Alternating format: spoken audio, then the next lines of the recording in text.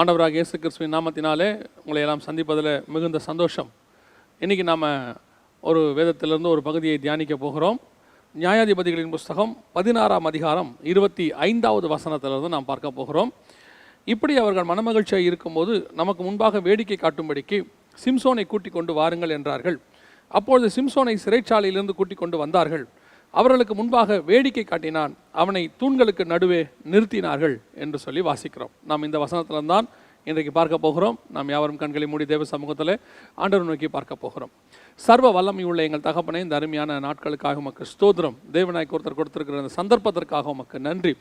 வேத வாக்கியங்களை கேட்கும்படி ஆண்டவரே, உடைய வசனத்தை தியானிக்கும் பண்ணும்படி உடைய பாதப்படியில் வந்து உட்கார்ந்து இருக்கிற எங்களை நீர் ஒரு நாளும் வெறுமே திரும்பி அனுப்பினதே இல்லை. ஆண்டவரே, இந்த நாளிலும் நீர் எங்களோடு கூட பேச போகிற தயவுக்காய் ஸ்தோத்திரம்.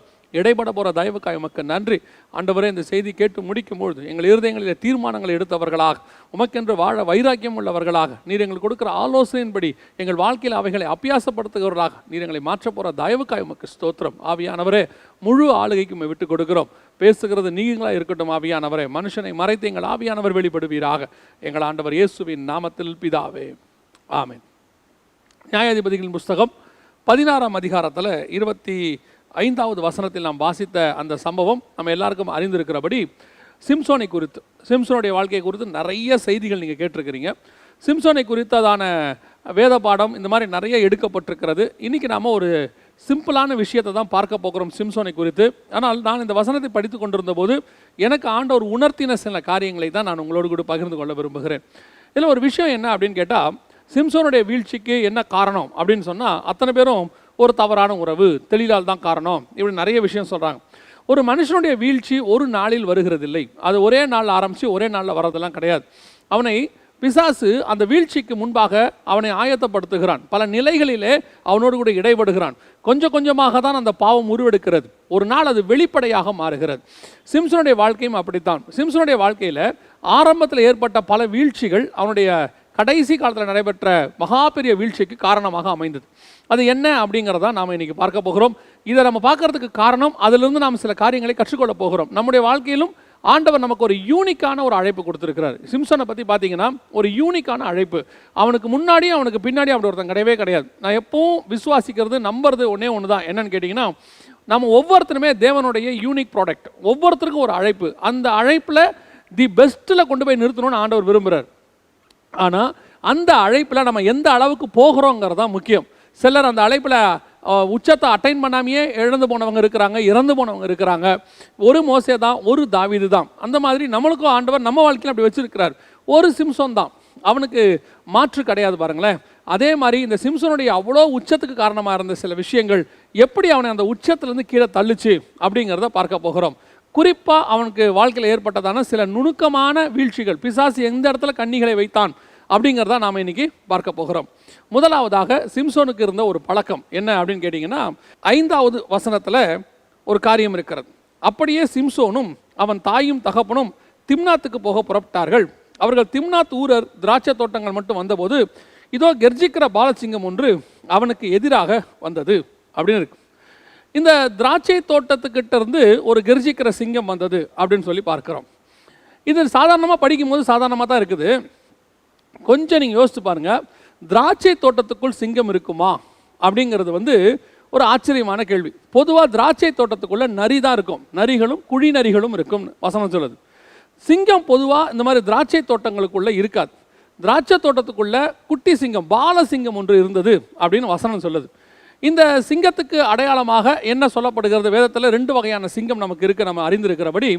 ஒன்று நம்முடைய யூதா கோத்திரத்து சிங்கம், நம்முடைய ஆண்டவர். இன்னொன்று எவனை விழுங்கலாமோ என்று கெர்ஜிக்கிற சிங்கத்தை போல இருக்கிற பிசாசு. இப்போ இந்த சிம்சோன் வந்தது திராட்சை தோட்டத்துக்கிட்ட, அங்கிருந்து சிங்கம் வந்தது. பொதுவாக திராட்சை தோட்டத்தில் சிங்கம் வராது, ஆனால் அங்கிருந்து வந்துச்சு. என்ன இதுக்கு பின்னாடி என்ன இருக்குது, நம்ம கற்றுக்கொள்ள வேண்டிய ஒரு விஷயம் என்ன அப்படின்னு கேட்டிங்கன்னா, இந்த Samson standing in the wrong place. அதாவது அவன் ஒரு தப்பான இடத்தில் நிற்கிறான். என்னங்க தப்பான இடம்? திராட்சை தோட்டம் தப்பான இடமா அப்படின்னு கேட்டிங்கன்னா, சிம்சோனுக்கு ஒரு அழைப்பு இருக்கிறது. என்ன அழைப்பு இருக்குதுன்னா, நசரேய விரதம் இருக்கக்கூடியதான ஒரு அழைப்பு. இந்த நசரேய விரதம் இருக்கிறவர்கள் எப்படிப்பட்டவர்களாக இருக்க வேண்டும் என்று சொல்லி அவர்களுக்கு சில சட்டத்திட்டங்களை என்னாகமத்தின் புஸ்தகம் 6ஆம் அதிகாரத்தில் கர்த்தர் வகுத்து வச்சிருக்கிறார். அதில் என்ன சொல்லியிருக்கிறார் பாருங்க, 6ஆம் அதிகாரம் 3வது வசனம், என்னாகமத்தின் புஸ்தகம். அப்படிப்பட்டவன் திராட்சை ரசத்தையும் மதுபானத்தையும் விளக்க கடவன். அவன் திராட்சை ரசத்தின் காடியையும் மற்ற மதுபானத்தின் காடியையும் திராட்சை ரசத்தினால் செய்த எவ்விதமான பானத்தையும் குடியாமலும் திராட்சை ரச பழங்களையாவது திராட்சை பழங்களையாவது திராட்சை வற்றல்களையாவது புசியாமலும் நான் நசரேயனாய் இருக்கும் நாளெல்லாம் திராட்சை செடி விதை முதல் தோல் வரையிலும் உள்ளவைகளில் செய்யப்பட்ட யாதொன்றையும் புசியாமலும் இருக்க கடவன் அப்படின்னு இருக்கு. இந்த வசனத்தை நல்லா வாசித்து பாருங்க. இஸ்ரவேலுக்கு நசரேய விரதம் என்பது ஒரு மிக முக்கியமான ஒரு விரதம். அது வந்து ஒரு ஸ்பெசிஃபிக்கான அழைப்பு. இந்த அழைப்பை பெற்றிருக்கிறவன் எப்படிப்பட்டவனாக இருக்கணும் அப்படின்னு கேட்டிங்கன்னா, திராட்சரத்த வத்தல்லிருந்து அதோட தோல் முதல் கொண்டு கூட அவன் கிட்ட போகக்கூடாது. அப்படி ஒரு மிக முக்கியமான ஒரு அழைப்பை பெற்றவன் தான் நசரேய விரதம் உள்ளவன். இப்போ சிம்சோன் அந்த நசரேய விரதத்தை பெற்றுக்கொண்டவன் என்று சொல்லி நம்ம வேதத்தில் வாசிக்கிறோம். இந்த சிம்சோனை குறித்து நல்லா பார்த்தீங்கன்னு சொன்னால், இந்த திராட்சை ரசத்தையோ எதையோ பருகவே கூடாது. சிறு வயது முதல் கொண்டு அப்படி இருக்க அவனுக்கு வாய்ப்பு இல்லை. அவன் தாய் தகப்பன் அப்படி வளர்த்துருக்கலாம். ஆனால் இன்றைக்கி அவன் எங்கே நிற்கிறான், எந்த இடத்துல ஸ்டாண்ட் பண்ணி நிற்கிறான்னு பார்த்தீங்கன்னா, ஒரு திராட்சை தோட்டத்துக்குள்ளே நிற்கிறான். அந்த திராட்சை தோட்டத்துக்குள்ளே நிற்கும் பொழுது தெளிவாக தெரியுது, வரக்கூடாத சிங்கம் அந்த இடத்திலிருந்து வருகிறது. பொதுவாக கர்த்தர் நியமிக்காத இடத்துல, கர்த்தர் அனுமதிக்காத அல்லது கர்த்தர் நமக்கு ரெஸ்ட்ரிக்ட் பண்ணிக்கிற இங்கே போகாத அப்படின்னு சொல்கிற இடத்துக்கு நீங்கள் போகும்போது தான் உங்களுடைய வீழ்ச்சியானது ஆரம்பிக்கிறது. பொதுவாக நம்ம எங்கே, நமக்கு எதிரி எங்கே இருக்கிறான், பிசாசு எங்கே இருக்கிறான், நீங்கள் நினைக்கிற மாதிரி பிசாசு சுடுகாட்டில் இருக்க மாட்டான். சுடுகாட்டிலேருந்து பிசாசு பைபிளில் இருக்குது, கல்லறையிலேருந்து அவன் வந்தான்னு சொல்லி. நாம் சுடுகாட்டுக்கு போகிறவங்க, நைட்டில் போகிறவங்க, அந்த வழியாக போகிறவங்களாம் என்ன சொல்லுவாங்கன்னா, அந்த பக்கம் போகாதீங்க, அங்கே பிசாசு இருக்கும். அப்படிலாம் பிசாசு அங்கே இருப்பான் இங்கே இருப்பான்லாம் நீங்கள் எதிர்பார்த்து போகிற இடத்துல பிசாசு இருக்காது. ஆனால் நீங்கள் எதிர்பார்க்காத இடத்துல பிசாசு இருக்கும். நான் நினைக்கவே இல்லைங்க இந்த இடத்துல இப்படி நடக்கும், இப்படி ஏற்படும், நான் நினைக்கவே இல்லை, நான் அந்த இடத்துக்கு போயிருக்கக்கூடாது. நிறைய பேர் வீழ்ச்சி அடைஞ்ச பிறகு அவங்க சொல்கிற ஒரு வார்த்தையில் ஒன்று என்னென்னா, நான் இந்த இடத்துக்கு போயிருக்கக்கூடாது, தேவசித்தம் இல்லாமல் அந்த இடத்துக்கு நான் போயிட்டேன். தேவன் உன்னை அனுமதிக்காத இடத்தில், ஒரு திராட்சை ரச வற்றல் கூட நீ தொடக்கூடாது, புசிக்கக்கூடாதுன்னு சொல்கிற இடத்துல நீ எங்கே போகிற, அந்த தோட்டத்தின் வழியாகவே போகிற. அதாவது கர்த்தர் உனக்கு ரெஸ்ட்ரிக்ட் பண்ணதான பகுதிக்குள்ளே நீ கடந்து போய் கொண்டிருக்கிற. கர்த்தர் அனுமதிக்காத இடத்துல நீங்கள் போயிட்டுருக்கிறீங்க. சில நேரங்கள் நம்ம அப்படி தான் செய்கிறோம். சில சுச்சுவேஷன்ஸ்னால சில நேரத்தில் இப்போ என்ன நடக்கும், நம்ம இந்த வழியாக சுற்றி போகிறத விட இப்படி போனால் கொஞ்சம் ஷார்ட்கட்டாக இருக்குமே அப்படின்னு நினச்சி கூட போயிருக்கலாம். நம்முடைய கர்த்தர் அனுமதிக்காத இடம், you must be very careful at all the time. எப்போவுமே நீங்கள் ஒரு விஷயத்தில் ரொம்ப கேர்ஃபுல்லாக இருக்கணும். கர்த்தர் ஒரு விஷயத்தை உங்களுக்கு அனுமதிக்கிறேன்னா அது இல்லை தான், போய் கேட்கக்கூடாது. நான் அந்த இடத்துக்கு போகலாமா, அந்த பக்கம் போகலாமா. நம்ம ஆண்டவர் ஒன்று விளக்கினார்னா விளக்குனது தான். அவன் வாழ்நாளெல்லாம் நசரேய விரதம் இருக்கிற போது இதை அவன் தொடக்கூடாதுன்னு பைபிள் சொல்லுது. அதான் பிலேயாமுக்கு ஆண்டவர் வார்த்தை சொல்கிறாரு, நீ போகாதுன்னு. இவர் போய் என்ன செய்கிறாரு, நான் போகட்டுமான்னு இன்னொரு வாட்டி 2 தடவை 3 தடவை கேட்குறாரு. அதே மாதிரி தான் பழத்தை சாப்பிடக்கூடாதுன்னு கர்த்தர் சொல்கிறாரு. இவர் என்ன பண்ணுறாரு, அந்த பழத்துக்கிட்ட போய் நின்று அது பார்வைக்கு இன்பம் புசிப்புக்கு ஏற்றது அப்படின்னு நினைக்கிறாங்க. ஒரு விஷயத்தை கர்த்தர் அனுமதிக்கலைன்னா அந்த பகுதிக்கே போகாமல் இருக்குது. என்னை பொறுத்த வரைக்கும் நான் சொல்லுவேன், பழத்துக்கிட்ட போயிட்டு அதை பார்த்துட்டு அதற்கு பிறகு நான் இதை சாப்பிடக்கூடாதுன்னு சொல்கிறத விட அந்த பழத்துக்கிட்ட மரத்துக்கிட்ட போகாமல் இருப்பதே நல்லது. அதுதான் மிகச்சிறந்தது. ஆண்டவர் ஒரு பகுதியில் உங்களை விலக்கி இருக்கிறாரா, ஆண்டவர் உன்னை பகுதியில் வேணான்னு சொல்கிறாரா, இவங்க பர்டிகுலராக அங்கே தான் போய் நிற்பாங்க. ஏன்னா பிசாசு என்ன செய்வான் தெரியுமா, அங்கே தான் உங்களை வர வைப்பான். ஏன்னா அந்த திராட்சை ரச வாசனை, அந்த திராட்சை ரசம் எல்லாமே அந்த அந்த பகுதி அங்கே தான் வர வைப்பான். ஆனால் உங்களுக்கு தெரியாது, உங்களை அழிக்கிற சிங்கம், உங்களை எதிர்க்கிற சிங்கம் அங்கே தான் குடியிருக்கும். இந்த பாலசிங்கம் அங்கே தான் இருக்கும். நீங்கள் நினையாத இடத்துலேருந்து உங்களை எதிரி வருவான். கர்த்தரை அனுமதிக்கிற இடத்துல நீங்கள் நிற்கும் போது உங்களுக்கு ஒரு எச்சரிப்பு இருக்கும், ஒரு காஷன் இருக்கும். ஆனால் கர்த்தரை அனுமதிக்காத இடத்துல நீங்கள் போகும்போது அந்த சிங்கம் பின்னாட்களில் அவனுக்கு என்ன பாதிப்பை உண்டாக்குச்சுன்னு நீங்கள் நல்லா கவனிச்சுக்கொள்ளுங்க. இப்போ அவன் திராட்சை தோட்டத்தை அவன் என்ன செஞ்சுட்டான், வந்துட்டாரு, அது உள்ள சிங்கம் வந்துச்சு. இப்போ அவருடைய எல்லைக்குள்ளே இவர் வந்துட்டார், அவர் பார்டருக்குள்ளே இவர் போயிட்டார். பார்டருக்குள்ளே போனவொடனே சிங்கம் எதுக்குது. இப்போ சிங்கத்தை இவர் ஜெயிச்சிட்டார், அவரை அங்கே போய் சிங்கத்தை இவர் ஜெயிச்சிட்டாரு, அதை எந்த மாற்று கருத்தும் இல்லை. உயிரோடு இருக்கும்போது சிங்கத்தை இவன் ஜெயித்தான். பின்னாடி நல்லா கவனிச்சு பாருங்க, செத்த சிங்கம் இவனை ஜெயிக்கும். அதான் அவங்ககிட்ட இருந்த ப்ராப்ளம். என்ன ப்ராப்ளம் அப்படின்னு கேட்டிங்கன்னு சொன்னால், இப்போ அந்த சிங்கத்தை இவன் ஜெயிச்சிட்டானா, இவன் இப்போ செய்யக்கூடாத அடுத்த தப்பு ஒன்று செய்வான். என்ன செய்வான்னா, அந்த சிங்கத்துக்குள் இருக்கிற தேனீ கூட்டத்தை தான் எடுத்து அவன் சாப்பிடுவான்னு வசனம் சொல்லுது. இந்த தேன் கூட்டம் எங்கே இருக்குது, செத்த சிங்கத்துக்குள்ளே இருக்குது. வசனம் சொல்லுது, இவன் செத்த பிரேதத்தண்டையில் ஒன்று கூட இவன் போகக்கூடாது. என்னாகமத்தின் புஸ்தகம் 6ஆம் அதிகாரம் 6வது வசனம் சொல்லுகிறது, அவன் கர்த்தருக்கென்று விரதம் காக்கும் நாளெல்லாம் யாதொரு பிரேதத்தண்டையில் போகக்கூடாதுன்னு வசனம் சொல்லுது. அப்போது எந்த பிரேதத்துக்கிட்டையும் இவன் போகக்கூடாது. இப்போ இவன் எங்கே போனான் தெரியுமா, அதே 14ஆம் அதிகாரம் நியாயாதிபதி புஸ்தகம் சொல்லுகிறது, சில நாளைக்கு பின்பு அவன் அவளை விவாகம் பண்ண திரும்பி வந்து சிங்கத்தின் உடலை பார்க்கிறதற்கு வழி விலகி போனான். சிங்கத்தின் உடலை பார்த்து வழி விலகி போனான்ல, சிங்கத்தின் உடலை பார்க்கிறதற்கு விலகி போனான், வழி விலகி போனான். அப்படின்னா என்ன அர்த்தம்? சிங்கத்தை செத்து நாம் ஒரு சிங்கத்தை சாவடிச்சோமே, அது அங்கே இருக்குது, அதை நம்ம ஜெயிச்சோமே, அது எப்படி இருக்குது இப்போ அப்படின்னு பார்க்க போகிறோம். இதுதான் நம்முடைய வாழ்க்கையில் ஏற்படக்கூடிய மிகப்பெரியதான வீழ்ச்சி. வாலிபர்கள் வாழ்க்கையில் பல நேரங்களில் ஆரம்பத்தில் சில பாவத்தை நம்ம ஜெயிச்சிருவோம். அந்த பாவம் நம்மளை விட்டு போயிடுச்சுன்னு நினச்சிருவோம். ஒன்று மட்டும் நினச்சிக்கொள்ளுங்க, அந்த செத்த பாவம் மீண்டும் உங்களை ஜெயிப்பதற்கு வாய்ப்பு இருக்கிறது. பாவம் உயிரோடு தான் இருக்கும், நாம தான் பாவத்துக்கு சாகணும். பாவம் பிசாசு இருக்கிற வரைக்கும் பாவம் இருக்க தான் செய்யும். நாம் அந்த பாவத்தை ஜெயிச்சுட்டு வந்திருக்கிறோம். ஆனால் திருப்பி அந்த பாவம் உங்ககிட்ட வராமல் இருக்கிறது உங்கள் கையில் தான் இருக்குது. பைபிளில் பாருங்கள், பிசாசை விரட்டுவோம், போகிற பிசாசு திரும்பி வரும். அந்த வீடு காலியாக இருந்தால் அது உள்ளே வரும். வீடு காலியாக இல்லாமல் பார்த்துக்கிறதா நம்ம வேலையை ஒழிய திரும்பி பிசாசு வராமல் உங்களால் பண்ண முடியாது. அதை தான் திருப்பியும் சொல்கிறேன், பாவம் இருக்கும், அந்த பாவம் உங்களை தொடாதபடிக்கு நீங்கள் பாதுகாத்துக்கணும். ஒரு பெரிய பரிசுத்தவான் நிமிதமாய் சொல்வார், உங்கள் தலைக்கு மேலே குருவி பறக்க தான் செய்யும், அது தலையில் கூடு கட்டாமல் உங்களை நீங்கள் தான் பார்த்துக்கணும். அதான் உண்மை. சிங்கத்தை ஜெயிச்சிட்டார் யார்? சிம்சன் ஜெயிச்சிட்டார். ஆனால் உயிரோடு இருக்கும்போது சிங்கத்தை இவர் ஜெயிச்சார். இப்போ செத்த சிங்கம் இவரை ஜெயிச்சிருச்சு. காரணம் என்ன தெரியுமா? Is standing in the wrong place. கர்த்தர் ஒரு இடத்துக்கு உன்னை போகக்கூடாதுன்னு சொல்லியிருக்கிறாரு. அது திராட்சை தோட்டமும் அதாவது செத்த உடலும் இருக்கிற இடத்துக்கு நீ போகக்கூடாதுன்னு சொல்லி வச்சிருக்கிறாரு. இப்போ ரெண்டாவது, அவன் கர்த்தர் சொல்லாத இடத்துல நிற்கிறான், கர்த்தர் அனுமதிக்காத இடத்துல அவன் நிற்கிறான். ரொம்ப கேர்ஃபுல்லாக இருந்து கொள்ளுங்க. உங்கள் வாழ்க்கையில் பல த்ரில் இருக்குது. இன்றைக்கி இருக்கிற யூத்ஸுக்கெல்லாம் த்ரில் இருக்குது. என்ன இருக்குது? இப்படி செஞ்சு பார்த்தா என்ன, இப்படி பண்ணி பார்த்தா என்ன, நம்மளால் முடியாதா அப்படின்னு சொல்லி நம்மளே நாமே ஒரு த்ரில். இதுக்கு ஏற்ற மாதிரி கொஞ்சம் பேர் ஃப்ரெண்ட்ஸு கூட இருப்பாங்க, உன்னால் முடியும் செய் அப்படி இப்படின்னு. அதான் சிம்சன் வாழ்க்கையில் நடக்குது. அவர் ஜெயிச்சது மேலே அவருக்கு ஒரு பெருமை. நாம் ஒரு சிங்கத்தை கிழிச்சு போட்டோமே, அது இப்போ எப்படி இருக்குது போய் பார்ப்போம். நீ தான் செத்த இடத்துக்கு போகக்கூடாதே, நீ தான் ஒரு செத்த எந்த ஒரு பிரார்த்தனையிலும் போகக்கூடாதுன்னு வசனம் உனக்கு சொல்லி வச்சிருக்குதே, உனக்கு கட்டளை கொடுத்துருக்கிற ஆண்டவர், நீ அங்கே போன. சில வாலிபர்கள் இவ்விதமாய் செய்வார்கள். எப்படி தெரியுமா? ரட்சிக்கப்பட்டு வந்துடுவாங்க, ஆண்டவர்களை ஏற்றுக்கொண்டு வந்துடுவாங்க. ஏற்றுக்கொண்டு வந்த பிறகு ஆண்டவர் அவர்களை என்ன செய்வார்னு கேட்டிங்கன்னா, பழைய பாவத்தை விட்டு பழைய நண்பர்களை விட்டு கொஞ்சம் பிரிப்பார். அது யூஸ்வலாக நடக்கும், கம்பல்சரி நடக்கும். என்ன நடக்கும்? நீங்கள் ஏற்றுக்கொண்ட உடனே ஒரு சிலரை விட்டு கர்த்தர் பிரிப்பார். என்ன காரணம் அப்படின்னா, அவங்களுக்குள்ள நீங்கள் விட்டுவிட வேண்டிய பாவங்கள் அவங்களுக்குள்ள இருக்கும். நீங்கள் அவங்க கூடவே இருந்தீங்கன்னா அந்த பாவம் உங்களை டெம்ப்ட் பண்ணிக்கிட்டே இருக்கும். திருப்பி அந்த பாவத்தை செய்ய வைக்கிறதுக்கு அவங்க மூலமா பிசாசு கிரியை செய்வான். நீங்கள் இன்னும் பலவீனமாக இருக்கிறீங்க, இப்போ தான் நீங்கள் புதுசாக ஆண்டவர் ஏற்றுக்கொண்டு வந்திருக்கிறீங்க. அப்போ ஆண்டவர் என்ன செய்கிறார்னா, உங்களை பலவீனப்படுத்துகிற உங்கள் சில சிங்கங்களை கர்த்தர் உங்களை விட்டு விலக்குவார். அப்படி விளக்குற இடத்துக்கு நீங்கள் திரும்பி போகக்கூடாது. கர்த்தர் அனுமதிக்காத இடத்துக்கு போகக்கூடாது. அங்கே போய் உக்காந்துக்கிட்டு, இப்போது நான் ஒரு உதாரணத்துக்கு தான் இதை சொல்கிறேன். ரட்சிக்கப்பட்ட ஆண்டவரை ஏற்றுக்கொண்ட பிறகு பழைய வாலிபர்கள்லாம் சேர்ந்து ஒரு இடத்துல மது குடிக்கிறாங்கன்னு வச்சுக்கோங்களேன். எல்லாம் ஒரு இடத்துல உட்காந்து அரட்டை அடித்து பயங்கரமாக சிகரெட் எல்லாம் பிடிச்சிட்டு உட்காந்துருக்குறாங்க.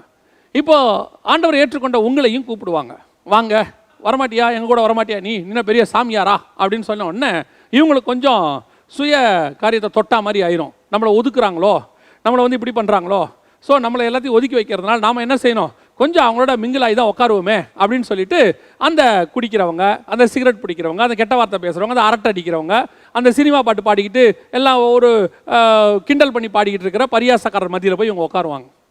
உட்காந்த உடனே அவங்க எல்லாம் குடிப்பாங்க.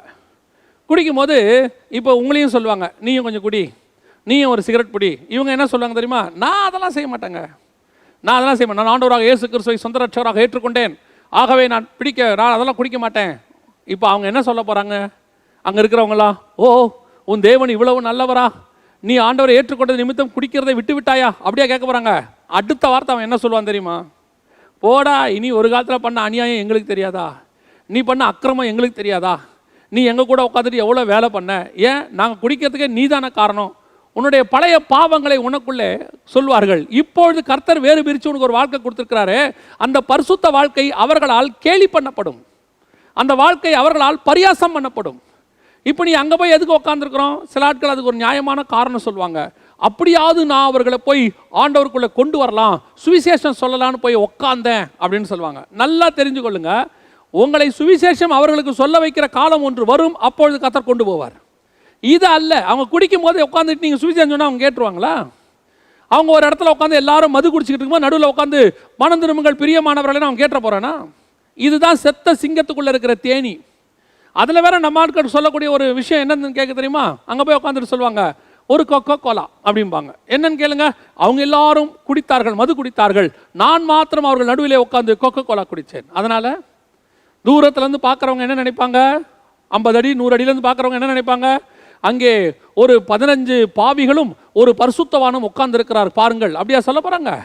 இல்லை என்ன சொல்லுவாங்க, அவர்கள் அத்தனை பேரும் மது குடிக்கும் போது நடுவில் ஒரு கொக்கோ கோலா கோப்பை இருக்கிறதே அப்படின்னு சொல்ல போகிறாங்க. இன்னும் சொல்ல போனால் அவங்கள விட உங்கள் கோப்பை தான் பார்க்கறதுக்கு மது கோப்பை மாதிரியே தெரியும். நீங்களும் அவர்களில் ஒருவராகத்தான் எண்ணப்படுவீர்கள், நீங்களும் அவர்களில் ஒருவராக பாவமாக தான் எண்ணப்படுவீர்கள். அதான் ரொம்ப முக்கியம். உயிரோடு இருக்கும் போது பாவத்தை ஜெயித்த நீங்கள் இப்போது அந்த பாவம் செத்து விட்டது உங்களுக்குள்ள, ஆனால் உங்களை ஜெயிச்சிருச்சு, உங்களை அது ஜெயிச்சிருச்சு. இப்போ அவன் செத்த சிங்கத்தை சாப்பிடல பாருங்க, அவன் எதை சாப்பிட்டான், அதுக்கு நடுவில் இருந்த தேனி, அந்த பிரேதத்தண்டையில் இருந்த தேனி, அதுக்குள்ள கொஞ்சம் டேஸ்டான விஷயம். நம்ம போய் உட்காந்துருப்போம், என்னது எல்லாரும் அரட்டை அடிப்பாங்க ஆஃபீஸில், ஆனால் அந்த இடத்துல போய் இவங்க உட்காந்துருப்பாங்க. எதுக்காக உட்காந்துருப்பாங்க, அரட்டை கூட அடிக்க மாட்டாங்க, அமைதியாக உட்காந்துரு. ஏன்னா அங்கே பாடப்படுகிற சினிமா பாட்டு உங்களுக்கு ரொம்ப பிடிக்கும். ரட்சிக்கப்படுறதுக்கு முன்னாடி கேட்ட சினிமா பாட்டாக இருக்கும் அந்த பாட்டு. ஓ, அந்த காலத்தில் இந்த பாட்டு எவ்வளோ நல்லா இருக்கும், மைல்டு சாங். அதுக்கப்புறம் அதில் என்ன கருத்து, பழைய கருத்து, அந்த பாருங்க அதில் கவிதை எவ்வளோ நல்லா இருக்குது. செத்த சிங்கம், அது உள்ளே இருக்கிற தேனி உங்களை ஜெயிக்குதுன்னு அர்த்தம். அந்த தேன் கொஞ்சம் டேஸ்ட்டாக இருக்குது, ஆனால் இருக்கிறது எங்கே, செத்த சிங்கத்துக்குள்ள. இன்னைக்கு நிறைய பேருக்கு தேனு தான் தெரியுதே ஒழிய சுற்றி இருக்கிற செத்த சிங்கம் தெரிய மாட்டேங்குது, அசுத்தம் தெரிய மாட்டேங்குது. ஒரு இசையமைப்பாளரோட இசை உன்னை ஈர்க்குது, கேட்கறதுக்கு நல்லா இருக்குது. ஏன், அதில் இருக்க பாட்டு கருத்து கூட நல்ல கருத்தாக இருக்கு.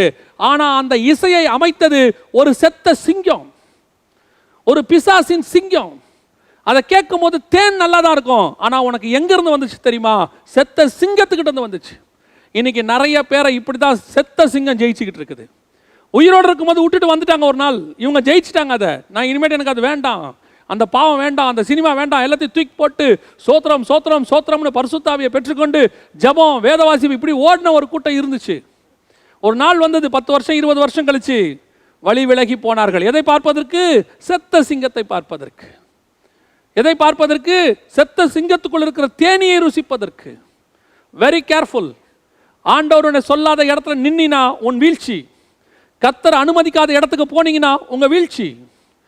நீங்க அங்க இருக்கிற ஒரு சின்ன சின்ன நல்ல காரியத்துக்கு, அதான் நான் சொல்லுவேன், நன்மை தீமை அறியத்தக்க கனி இருக்குதே, அது வெறும் தீமை நிறைந்த கனி அல்ல, நன்மையும் நிறைந்த கனி. அதுல கொஞ்சம் நன்மையும் இருக்கு. அந்த நன்மையை காட்டித்தான் பிசாசு உங்களை இழுப்பான். சில நேரத்தில் தேவ சித்தம் ஒன்றா இருக்கும், தேவ சித்தம் இல்லாமல் வேற ஒன்று இருக்கும். நான் ஒரு உதாரணத்துக்கு தான் சொல்றேன். தேவ சித்தம் உங்களை இந்த இடத்துல வச்சு கர்த்தர் ஆசீர்வதிக்கிறதா இருக்கு. திடீர்னு நீங்க இங்க இருந்த ஆசீர்வாதமா இருந்தா தேவனுடைய கருவியா மாறிடுவீங்கன்னு பிசாசு திடீர்னு உங்களுக்கு ஒன்று சொல்லுவான், உனக்கு வெளிநாட்டில் வேலை. இப்போ எந்த விதத்தில் பார்த்தீங்கன்னாலும் இதுக்கும் அதுக்கும் செட் ஆகாது. இங்கே இருந்தால் குடும்பத்தோடு இருக்கலாம், இங்கே இருந்தால் நீங்கள் ஊழியம் பண்ணலாம், இங்கே இருந்தீங்கன்னா நீங்கள் அநேகருக்கு பிரோஜனமாக இருக்க முடியும், தாய் தகப்பனோடு இருக்கலாம், எல்லாம் இருக்கும். அங்கே இருந்தீங்கன்னா இது எதுவுமே இருக்காது. மனைவியை பிரிஞ்சிருக்கணும், பிள்ளைகளை பிரிஞ்சிருக்கணும். இங்கே இருக்கிற கிளைமேட்டை விட அங்கே இருக்கிற climate 100 degree Celsius 150 degree Celsius அடிக்கும், வெயிலில் காயணும், குடும்பத்தை பிரிஞ்சிருக்கணும், சரீரத்தினால் ஏற்படக்கூடியதான வேதனைகளெல்லாம் பொறுத்து கொள்ளணும். இதுக்கு நடுவில் அப்புறம் ஏன் அங்கே போகிறோம், அதில் ஒரு சின்ன தேன் இருக்குதுங்க. என்னது, கை நிறைய சம்பளம். இங்கே இருந்தால் 20,000 தான், அங்கே போனால் 50,000. இதுதான் செத்த சிங்கத்துக்குள்ள இருக்கிற தேன். கர்த்தர் உன்னை வச்ச இடம். இதனோட வீழ்ச்சி என்ன தெரியுமா, அங்கே போகும்போது சம்பளம் கிடைக்கும், ஆனால் சம்பளத்தோட சேர்த்து பாவம் வரும். நான் இப்படி போனவங்க எல்லாம் அப்படி செய்கிறவங்கன்னு சொல்லலை, கர்த்தர் உங்களை எதை செய்ய சொல்கிறாரோ அதை செய்யுங்கன்னு சொல்கிறேன். சில நேரத்தில் கிடைக்கிற ஆசீர்வாதத்தை வச்சுக்கிட்டு தேவ சித்தத்தை நிர்ணயம் பண்ணக்கூடாது. கர்த்தர் உன்னை திராட்சை தோட்டம் பக்கம் போகாதங்கிறாரா, போகாதீங்க. திராட்சை வத்தல் முதல் கொண்டு நீ அங்கே இருக்கக்கூடாதுங்கிறாரா, இருக்காதீங்க. செத்த பிரேதத்தண்டையில் போகாதீங்கன்னு சொல்கிறாரா, போகாதீங்க. இல்லைங்க அங்கே ஒரு தேன் இருக்குதுங்க, இல்லைங்க அந்த திராட்சை தோட்டம் வழியாக போனால் அங்கே சிங்கம் இருக்குங்க, அந்த சிங்கம் ஒரு நாள் உங்களை ஜெயிக்கும். அது உயிரோடு ஜெயிக்கும், இல்லை செத்தாவது உங்களை ஜெயிக்கும். அது பிசாசுடைய தன்மை. பிசாசை நல்லா தெரிஞ்சுக்கொள்ளுங்க.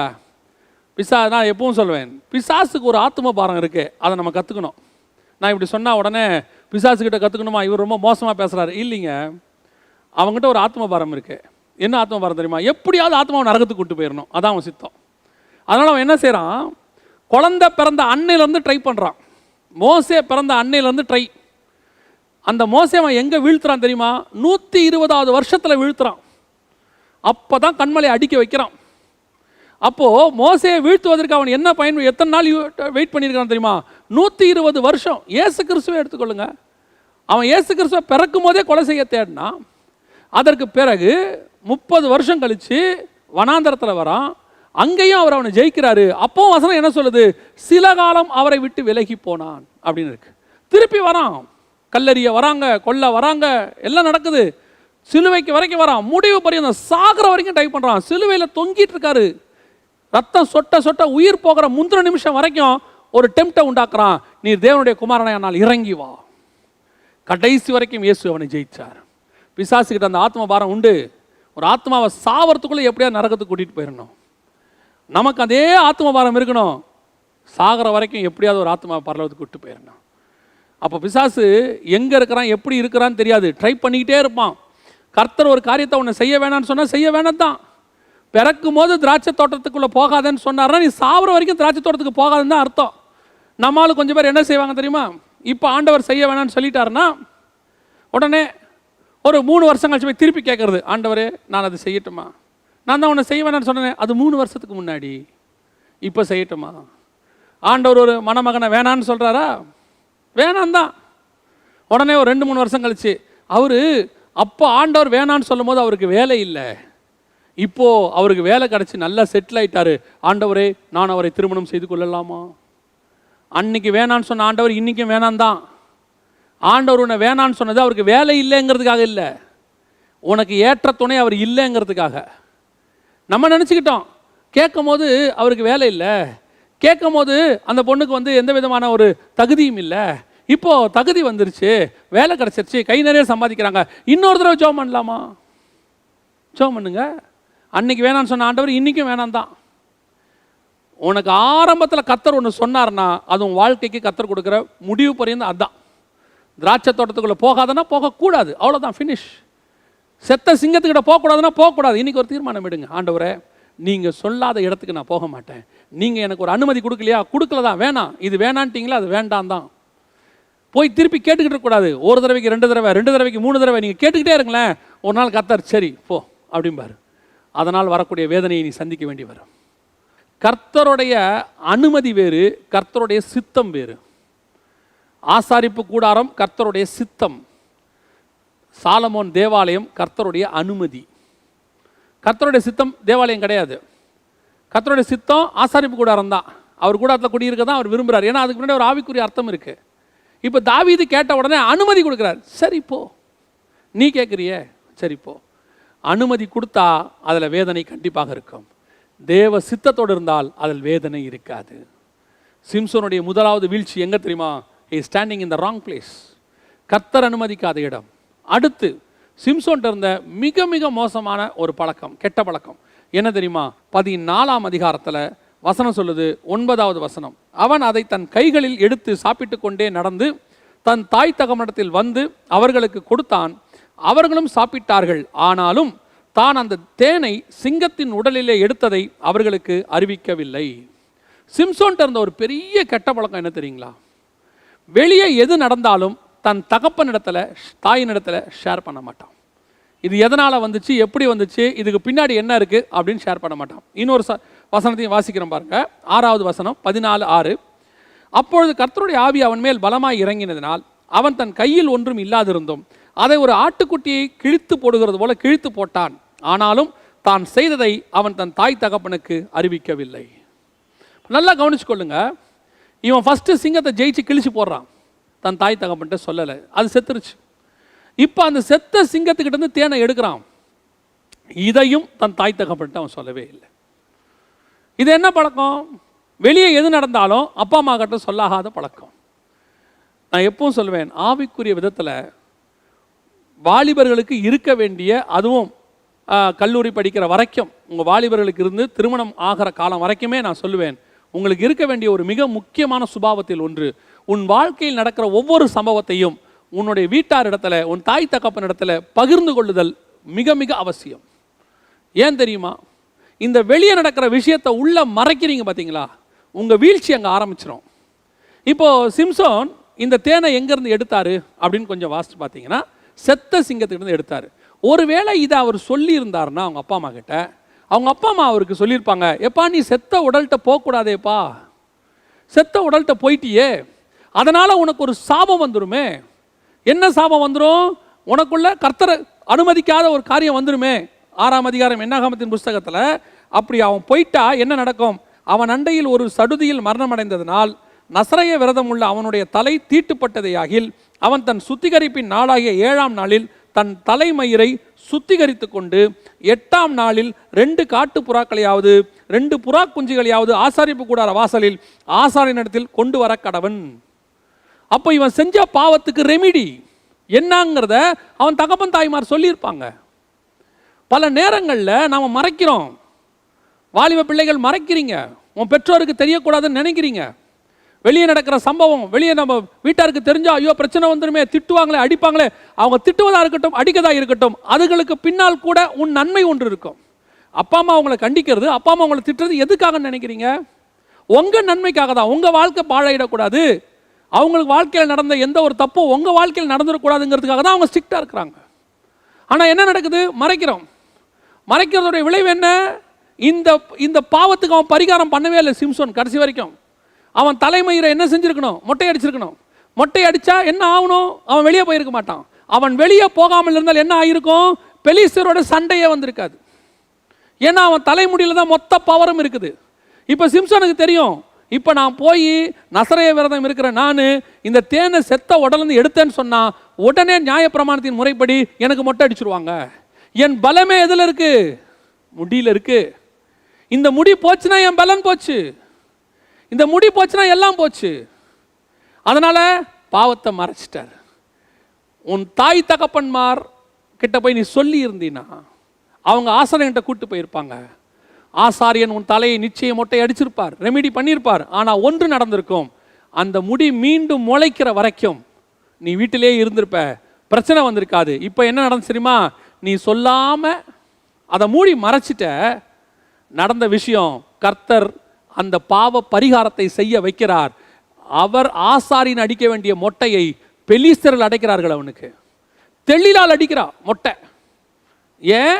இங்கே அடிக்க வேண்டியது அவனுடைய தலைமயிர் இங்கே ஷேவ் பண்ணியிருக்கணும். ஆனால் இவங்க பண்ணலை. கர்த்தர் நியாயம் இருக்கிறவர். நியாய பிரமாணத்தின்படி அவன் அறுப்புண்டு போனோம், ஆனால் அறுப்புண்டு போக விரும்பலை ஆண்டவர். அவனை திருப்பி சேர்த்துக்கொள்ளணும் உள்ள. அவனை சேர்த்துக்கொள்றதுக்கு என்ன ரெமிடி? சரி, இங்கே இவன் அடிக்க மாட்டான், இவன் வெளியே சொல்ல மாட்டான், அடிக்க மாட்டான். என்ன செய்யணும்? இவனை ஆளை வச்சு மட்டும் அடிக்கிறார். யாரை? எதிரிகள் கையில் கொடுத்து கர்த்தர் அடிக்கிறார். அதுதான் நடக்கும். நீ ஒருவேளை பாவம் செய்திருந்தால், ஒருவேளை நீ ஒத்துக்கொண்டால், உன் தாய் தகப்பனிடத்தில் சொல்லி இருந்தால் இங்கேயே ரெமிடி நடந்துடும். இங்கே அதான் எப்பவும் சொல்லுவேன், பாவம் நடந்த உடனே நம்ம ஒத்துக்கிட்டோம்னா கர்த்தர் இமிடியேட்டாக நமக்கு ஒரு ரெமிடி வச்சிருப்பார். நாம் அதை மறைச்சு அது யாருக்குமே சொல்லாமல் வச்சு அதுக்கு ஏதாவது ஒரு ஆல்டர்னேட் பண்ணிடலாம், அதை பண்ணிடலாம், இதை பண்ணிடலாம்னு வைக்கும் போது ஒரு நாள் நீ எதிரியின் கையில் பிடிச்சு கொடுக்கப்படுவேன். அதுதான் உண்மை, அதான் நடக்கும். ரெபேக்காள்கிட்ட இருந்த ஒரு நல்ல குணம் என்னன்னு கேட்டிங்கன்னா 24ஆம் அதிகாரம் ஆதியாகமத்தின் புஸ்தகம் சொல்லுது. வெளியே ஒருத்தன் பார்க்குறான், பார்த்து அவளுடைய மகா ரூபவதியாக இருக்கிறான்னு சொல்லி அவளுக்கு ஒரு கடகங்கள்லாம் போட்டு விடுறான். விட்ட உடனே அவள் செஞ்ச அடுத்த வேலை என்ன தெரியுமா?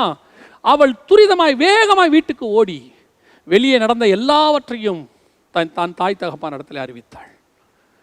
இன்னைக்கு வெளியே யாராவது ஏதாவது கொடுத்தா வீட்டில் சொல்கிறீங்களா?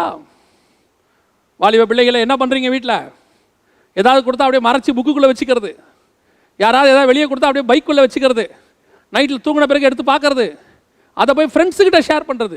இப்படி ஒருத்தர் கொடுத்தாரு, இப்படி ஒருத்தி கொடுத்தா என்ன செய்யலாம்? உடனே அங்கே இருக்கிறவங்க யாருன்னா அரிஸ்டாட்டலும் ப்ளூட்டோவும் கூட இருக்கிறவங்க. அவங்களாம் யாருன்னு கேட்டிங்கன்னா சாக்ரட்டிஸ். அவங்களாம் ஃபிலாசபி படிச்சுட்டு அப்படியே ஐடியா கொடுக்குறவங்க இவங்க எல்லாரும். உடனே அவங்க ஐடியா கொடுப்பாங்க. நீ நாளைக்கு போகும்போது அவர்கிட்ட நின்று பேசு, என்ன காரணம்னு கேளு. இப்படித்தான் நாசமாய் போன வாலிபர்கள் எத்தனையோ பேர், எத்தனையோ பேருடைய வாழ்க்கை நாசமாய் போய்விட்டது. வெளியே ஏதாவது நடந்தால் ஓடி வந்து சொல்லு, வீட்டுக்கு ஓடி வந்து சொல்லு, இப்படி நடக்குது வெளியேன்னு சொல்லு. பிரச்சனை பெருசாகி தீர்க்க முடியாத இடத்துக்கு போன உடனே இப்போ கூட இருந்த ஃப்ரெண்ட்ஸ் எல்லாம் சொல்லுவாங்க, எதுக்கும் அப்பா அம்மா கிட்ட சொல்லிடுவோம், பிரச்சனை பெருசாக போச்சு, நாளைக்கு உன் கூட ஹாஸ்பிட்டல் வாசல்லையும் போலீஸ் ஸ்டேஷன் வாசல்லையும் கோர்ட்டு வாசல்லையும் நிற்க போகிறது யாரு? உன் தாயும் தகப்பனும் தான். கண்ணீரோட உங்க கூட நிற்க போகிறது யாரு? அவங்க தான் நிற்பாங்க. கூட நின்றவங்களாம் என்ன ஆனாங்க? ஓடி போயிடுவாங்க. ஏன்? ஒரு லிமிட்டுக்கு மேலே யாராலையும் உனக்கு உதவி செய்ய முடியாது. ரெபேக்காள் தன் தாய் தகப்பனிடத்தில் ஓடி சென்று அறிவித்தாள் எல்லாவற்றையும். அதனுடைய விளைவு என்ன தெரியுமா? அந்த மனுஷனை கூப்பிட்டு விசாரித்து முறைப்படி எல்லாம் அவர்கள் செய்து, ரெபேக்காள் யார்? மணவாட்டி சபைக்கு அடையாளமாய் மாறி போனாள். சிம்சோனுடைய வாழ்க்கை என்ன? வேடிக்கை காட்டுகிறவனாய் மாறி போனாள். காரணம் என்ன? எதையுமே வீட்டில் சொல்றதில்ல, மறைக்கிறது. இது பிள்ளைகளுக்கு மாத்திரம் நான் சொல்லவில்லை, கணவனுக்கும் சொல்லுகிறேன், மனைவிக்கும் சொல்லுகிறேன். கணவனும் மனைவிக்கும் நடுவில் ரகசியங்கள்னு ஒன்று இருக்கக்கூடாது. வெளியே ஒரு விஷயம் நடக்குதா, ஓடி வந்து வீட்டில் சொல்லுங்க. வீட்டில் நடக்கிற விஷயத்தை வந்து கணவன்கிட்ட சொல்லுங்க. உடனே மறைக்கிறது. கணவன்மார்களுக்கும் சொல்கிறேன், யாராவது சம்மந்தம் இல்லாதவங்க ஆஃபீஸில் உங்கள்கிட்ட அன்பாக பேசுகிறாங்களா, முதல்ல வீட்டில் சொல்லுங்கள். ரொம்ப என்ஜாய் பண்ணாதீங்க உட்காந்து அதில், அவங்க பேசுகிறதுல அவங்க பண்ணுறதுலாம் அப்படியே சந்தோஷமாக களி கூறாது. நல்லா தெரிஞ்சுக்கொள்ளுங்க. இப்படியெல்லாம் செஞ்சுட்டு வாட்ஸ்அப் அனுப்பிட்டு எஸ்எம்எஸ் அனுப்பிட்டு டெலீட் பண்ணிட்டா எல்லாம் முடிஞ்சிடும்னு நினச்சிடாதீங்க. ஒரு நாள் கர்த்தர் கொண்டு வந்து நியாயத்தில் நிறுத்துவார். வசனம் சொல்லுது. யாருக்கும் தெரியாது, தெரியாமல் போயிட்டுருக்கு, ரகசியமாக போயிட்டுருக்கு. ஒரு நாள் பிரச்சனை வெடிச்சு வந்து நிற்கும். அன்னைக்கு உனக்கு துணைக்கு யாரும் இருக்க மாட்டாங்க, உன் குடும்பம் தான் வந்து நிற்கும். அந்த சூழ்நிலையில் உன் துணைக்கு உன் பெற்றோர் வந்து நிற்பாங்க, உன் கணவன் நிற்பான், உன் மனைவி தான் நிற்பாங்க, வேறு யாரும் வரமாட்டாங்க. You must be very careful. இன்னைக்கு மறைக்கிறது, அதுவும் இந்த கடைசி காலத்தில் மறைக்கிறதுங்கிறது ஒரு சர்வ சாதாரணமான விஷயமா போச்சு. பெற்றோருக்கும் பிள்ளைகளுக்கும் நடுவில் ஒரு ஓப்பன் புக்காக இல்லை. குடும்பத்தில் கணவன் மனைவிக்கு நடுவில் ஒரு ஓப்பன் புக் இல்லை. என்ன நடக்குது, ஏது நடக்குது, ஒன்றுமே கிடையாது. ஒரு நாள் வந்து பிரச்சனை வந்த பிறகு தான் எல்லாம் தெரியுது. நான் இது ஆவிக்குரிய விதத்தில் சொல்கிறேன். ஆவிக்குரிய விதத்தில் இந்த போஜனம் என்பது உபதேசத்துக்கு அடையாளமாக எபிரேயர் புஸ்தகம் 13ஆம் அதிகாரத்தில் சொல்லப்பட்டிருக்கு. அந்நிய போதனைகள், வெளியே ஏதாவது போதனைகள் வருதா, ஓடி வந்து உங்கள் சபையில் சொல்லுங்கள். உங்கள் ஊழியக்காரர், உங்களுக்கு கொடுக்கப்பட்ட பொறுப்புள்ள ஊழியக்காரர்கிட்ட சொல்லுங்கள், இந்த மாதிரி உபதேசங்கள் வருது, இப்படிப்பட்ட காரியங்கள் எனக்கு சொல்கிறாங்க, வெளியே ஒருத்தர் இதை பற்றி எனக்கு பேசுகிறாங்க, இந்த உபதேசம் என்னன்னு கேளுங்க. இன்றைக்கி என்ன நடக்குது? இன்றைக்கி நூதனமான உபதேசம். அதாவது இந்த செத்த சிங்கத்துக்கிட்ட இருந்து தேன் வரும். என்ன தேன் வரும்? அது செத்த சிங்கம். அந்த சிங்கம் என்ன சொல்லும்? நீ சாகவே மாட்ட அப்படின்னு ஒரு தேன் எடுத்து போடும். கேட்கறதுக்கு எப்படி இருக்குது? காதில் தேன் வந்து பாயுது, காது நிலை. ஏன்? அப்படியே ஆசீர்வாதம், அப்படியே கேட்கறதுக்கு தேன் மாதிரி இருக்குது. சாப்பிட்றதுக்கு உபதேசம் எப்படி இருக்கு? தேன் மாதிரி இருக்குது அவங்களுக்கு. ஆனால் வந்த இடம் எங்கே தெரியுமா? செத்த சிங்கம். இன்னைக்கு அதனால விளைவு என்ன? அந்த உபதேசத்தெல்லாம் கேட்டு கேட்டு கேட்டு கேட்டு கேட்டு இன்னைக்கு அது அப்படியே சபைக்குள்ள மறைவாக எல்லாருக்கிட்டையும் பரப்புறது. இந்த வீடியோ பாருங்கள், இந்த புக்கை படித்து பாருங்கள், இந்த புக்லெட்டை படித்து பாருங்கள். ஊழியக்காரனுக்கு தெரியாது பாவம், அவர் பாட்டுன்னு சபை நடத்திக்கிட்டே இருக்கிறாரு. ஒரு சில ஊழியக்காரங்க ஸ்மெல் பண்ணிடுவாங்க, சபையில் ஏதோ தப்பு நடக்குது, சபைக்குள்ளே ஏதோ ஒரு காரியம். ஏன்னா ஆவியானவர் உணர்த்துவார், கண்டிப்பாக உணர்த்துவார். நீ சபை மேலே பாரமாக இருந்து இந்த சபையை எப்படியாவது பரலோகத்துக்கு கொண்டு போகணும்னு சொல்லி முழு பாரத்தோடு இருந்தினா கண்டிப்பாக ஆவியானவர் உங்களுக்கு உணர்த்திடுவார். உங்கள் சபைக்குள்ளே இப்படிப்பட்ட கலைகள் உள்ளே வரும்போது உங்களை அறியாமலேயே நீங்கள் அதை ஸ்மெல் பண்ண வச்சிருவார் ஆவியானவர். அது உள்ளே வந்துடும்.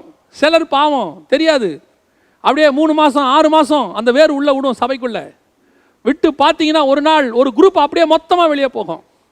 எங்கே வரீங்க? அது வேற ஒரு உபதேசத்துக்கு போகுது. இந்த செத்த சிங்கத்துடைய தேனி என்னைக்கு வந்துச்சு? 6 மாதத்துக்கு முன்னாடி உள்ளே வந்துச்சு. அதைத்தான் சொல்ல வரேன். முந்தியெல்லாம் வெளியே யாராவது உபதேசம் கொடுத்தாங்கன்னா நாங்கள் போய் எங்கள் சபையில் ஊழியக்காரர்கிட்டையோ அல்லது சபையில் இருக்கிற மூப்பர்கள்கிட்டையோ உதவி ஊழியர்கள்ட்டையோ போய் கேட்போம். என்ன சொல்லி கேட்போம்? இந்த மாதிரி சொல்கிறாங்க, சரியா தப்பான்னு கேட்போம். அவங்க எங்களுக்கு வேத வசனத்தோடு அதை விளக்கி கொடுப்பாங்க. எங்களுக்கு எது சரியான உபதேசம் எது தப்பான உபதேசம் கிளியராக தெரிஞ்சிடும் பாருங்க. இப்போ நிலைமை என்ன தெரியுமா? சபையில் உபதேசம் கொடுக்கப்படுது, விசுவாசி ஊரெல்லாம் போய் கேட்டுக்கிட்டு இருக்கு. எங்கள் பாஸ்டர் இப்படி பண்ணுறாரு, எங்கள் பாஸ்டர் இப்படி பண்ணுறாரு. சில நேரங்களில் சில ஊழியர்கள், சபை ஊழியர்கள் தவறான உபதேசத்தை கொடுக்குறாங்க. இப்போ கடைசி காலத்தில் நான் அதையும் ஒத்துக்கிறேன். ஏன்னா இப்போ சமீபத்தில் ஒருத்தர் எங்களுக்கு ஃபோன் பண்ணியிருந்தாங்க. ஃபோன் பண்ணிவிட்டு அந்த ஊழியர் சொன்னாராம், சபையில் அந்த போதகர் விசுவாசிகளுக்கு சொல்கிறாராம், இயேசுங்கிற பேரையே சபைக்குள்ளே யாருமே சொல்லக்கூடாது. அந்த பேரை நம்ம இப்போ சொல்லவே கூடாது. ஏன் சொல்லக்கூடாது? இந்துக்கள் எல்லாம் உள்ளே வர்றதுனால, புறஜாதி மார்க்கத்தார் உள்ளே வர்றதுனால நாம் அவங்க கடவுளுடைய பேரை சொல்லித்தான் உள்ளே கூப்பிடணும். மாய்மலக்காரன் எப்படி கூப்பிட்டுட்டு கடைசியாக ஒரு நாள் என்னைக்காவது சில வருஷங்கள் கழித்து இயேசுங்கிற பேரை நம்ம சொல்லுவோம். அது வரைக்கும் நாம் இந்துக்கள் போலவே சபை நடத்துவோம். தேவனுக்கு விரோதமான. நல்லா தெரிஞ்சுக்கொள்ளுங்க, வானத்தின் கீழெங்கும் பூமியின் மேலெங்கும் அவருடைய நாமம் அல்லாமல் வேறொரு நாமம் இல்லைன்னு வசனம் சொல்லுது. இன்னைக்கு அதை தான் உங்களுக்கு சொல்கிறேன். அந்நிய உபதேசம், கள்ள உபதேசம், உங்களை சபைக்கு விரோதமான உபதேசங்கள் வெளியே வருது, சபைக்குள்ளேயும் வருது. கேர்ஃபுல்லாக இருந்து கொள்ளுங்க. இப்போ இப்படிப்பட்ட சூழ்நிலை நாங்கள் என்னங்க செய்யணும்? ஒரு மூப்பர் சபையில் இருப்பாங்க, எல்லாம் உங்களுக்கு ட்ரஸ்ட்ஃபுல்லாக யாராவது ஒரு பைபிள் டீச்சர், அவங்கள கேளுங்க, இப்படி இருக்குது, உங்களுக்கு ஆலோசனை கொடுப்பாங்க. பல நேரங்களில் இதான் நடக்குது. சிம்சனுடைய வீழ்ச்சி எங்கே இருக்குது? செத்த சிங்கத்துக்கிட்ட எடுத்த தேனை எங்கேருந்து எடுத்தோன்னு பேரண்ட்ஸுக்கிட்ட சொல்லாதது. உங்கள் பெற்றோர்கிட்ட சொல்லுங்கள், உங்கள் ஆவிக்குரிய பெற்றோர்கிட்ட சொல்லுங்கள், சபையில் சொல்லுங்கள், இப்படி பிரச்சனை இருக்குது, இந்த மாதிரி உபதேசங்கள் வருது, நான் என்ன செய்யணும்னு சொல்லி கேளுங்க. அதான் ரொம்ப முக்கியம். இன்றைக்கி அதனுடைய வீழ்ச்சி இன்றைக்கி விழுந்து போகிறது. சிம்சோன் கர்த்தருக்கு முன்பாக பலமுள்ள ஒரு ஊழியக்காரன். அவனை மாதிரி ஒரு ப்ராடக்ட் வேறு கிடையவே கிடையாது. அவன் தான் அதுக்கு முன்னாடியும் பின்னாடியும் யூனிக். அவனோட வீழ்ச்சி என்ன? ஃபஸ்ட்டு அவன் போகக்கூடாத இடத்திற்கு போகினான். ரெண்டாவது, அவன் சாப்பிடக்கூடாத இடத்திலிருந்து சாப்பிட்டான். மூன்றாவது, அவன் தன் தாய் தகப்பனிடத்திலே அதை மறைத்தான். சங்கை, இந்த இடத்துக்கும் சிம்சோன் தெளியாள்கிட்ட விழுந்ததுக்கும் என்ன சம்மந்தம்? இதுக்கு அதுக்கும் சம்மந்தமே இல்லையே அப்படின்னீங்கன்னா, அந்த வீழ்ச்சிக்கு இதுதான் காரணம். எப்படி காரணம்? இப்போ நான் உங்களுக்கு அது ஒரு டைம் லைனாக சொல்கிறேன், கவனிங்க. இப்போ அவன் சிங்கத்தை ஜெயித்து போடுறான். திருப்பி அந்த சிங்கத்தை பார்க்குறதுக்கு அதுக்கிட்ட போகிறான். அதுக்கிட்ட போகும்போது தான் அங்கே தேன் இருக்கிறத பார்க்குறாரு. அந்த தேனை எடுத்து அவன் சாப்பிட்றான். அந்த தேனை சாப்பிட்ட பிறகு தன் பெற்றோர் இடத்துல அந்த தேன் எங்கேருந்து வந்துச்சுன்னு அவன் சொல்லலை. ஸோ இப்போ அவன் பாவ பரிகாரத்தை அவன் பண்ணவே இல்லை. ஏன்னா அவன் பாவ பரிகாரம் பண்ணால் என்ன பண்ணணும்? என்னாகமத்தின் புஸ்தகம் 6ஆம் அதிகாரத்தின்படி அவனுக்கு ஆசாரியன் அவனுடைய தலையை என்ன செய்யணும்? மொட்டை அடிக்கணும். இவன் அந்த தலையை மொட்டை அடிக்கலை. அடிக்காமல் அந்த பாவத்தோடையே அவன் வாழ தொடங்கிட்டான். அப்படி தான் பல நேரங்களில் நடக்கும் பாருங்கள். பாவத்துக்கு பரிகாரம் பண்ணாமல் அந்த பாவத்தை நீங்கள் செய்ய ஆரம்பிச்சிட்டிங்கன்னா பாவம் பழகிரும். பாவம் பழகிட்டு பாவம் சரியாக போயிடும். ஒரு காலத்தில் பாவம் வெறுக்கப்பட்டது, அதற்கு பிறகு பாவம் சகித்து கொள்ளப்பட்டது, இப்பொழுது பாவம் நேசிக்கப்படும். ஒரு உணர்த்துதல் ஒன்று ஆண்டவர் கொடுப்பார், இப்படி செய்யக்கூடாது அப்படின்னு. அந்த உணர்த்துதலுக்கு கீழ்ப்படிஞ்சா உடனே ஒரு பாவ மன்னிப்பு அங்கே இருக்கும். இப்போது சவுலுக்கு ஒரு உணர்த்துதல் சாமுவேல் வழியாக கிடைக்குது. என்ன கிடைக்குது? இந்த ஆடு மாடு சத்தெல்லாம் கேட்குது, இது என்னப்பா அப்படின்னு. உடனே அவர் அந்த உணர்த்துதலுக்கு அவர் என்ன செஞ்சுருக்கணும்? கீழ்ப்படிஞ்சு உடனடியாக அந்த ஆடு மாடெல்லாம் வெட்டி போட்டு, அடுத்து சவுல் நீ பலி செலுத்துறது என்னப்பா, நான் வர வரைக்கும் நீ ஏன் வெயிட் பண்ணலன்னு கேட்குறாரு. உடனடியாக சவுல் என்ன செய்யணும்? நான் செஞ்சது தப்பு தான் எல்லாம் ஒத்துக்கிட்டு அதுக்கான பாவ பரிகாரத்தை ஏதோ ஒன்று பண்ணியிருக்கணும். சவுல் ஒவ்வொரு இடத்துலையும் நியாயம் கற்பிச்சே வருவார். தான் செஞ்சது சரி, தான் செஞ்சது சரின்னு சவுல் அதுக்கு ஒரு காரணம் சொல்லிக்கிட்டே வருவார். நீ ஏன் ஆசாரியன் மாதிரி பலி செலுத்தின, நீங்கள் வரத்துக்கு லேட் ஆச்சு, ஜனங்களாம் போயிட்டாங்க, அதனால் நான் செலுத்தினேன். அதுக்கு ஒரு காரணம் சொல்லுவார் பாருங்கள் சவுல். அதுதான் சொல்ல வரேன். இப்போ அதுக்கான காரணத்தை சொல்ல சொல்ல சொல்ல அதுக்கப்புறம் சவுலுக்கு தான் செய்யறது எதுவுமே தப்பு இல்லைன்னு ஆகிப்போச்சு. ஏன்னா பாவம் பழகிருச்சு. ஒருத்தனை கொல்றதுக்கு ஓடுறான், தேடி பிடிக்கிறான், அவன் எங்கே இருந்தாலும் கொல்றாங்கிறான். அது அவன் பார்வைக்கு தப்பாகவே தெரியல பாருங்க.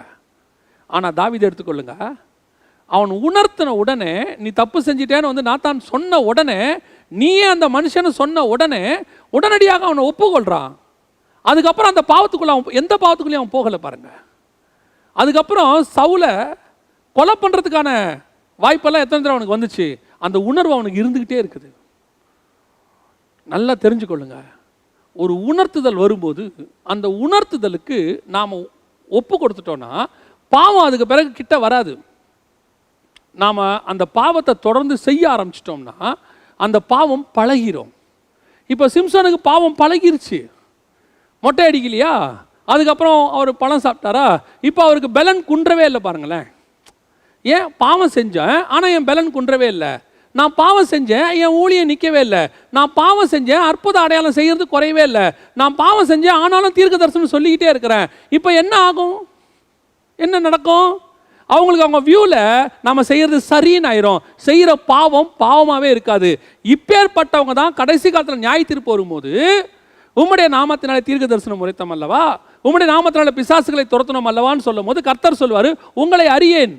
அப்போ தீர்க்க தரிசனம் நடந்துச்சே ஆண்டவரே, அப்போ அற்புதம் நடந்துச்சே, நீ அந்த பாவத்தில் பழகிட்டப்பா, இது அற்புதம் வேற, இது ஜனங்களுக்காக நான் செய்தது, இதுக்கும் சம்மந்தமே இல்லை. இந்த சுவிட்ச் ஆஃப் ஆனால் இந்த சுவிட்ச் லைட் எரியாதுன்ற மாதிரிலாம் கிடையாது.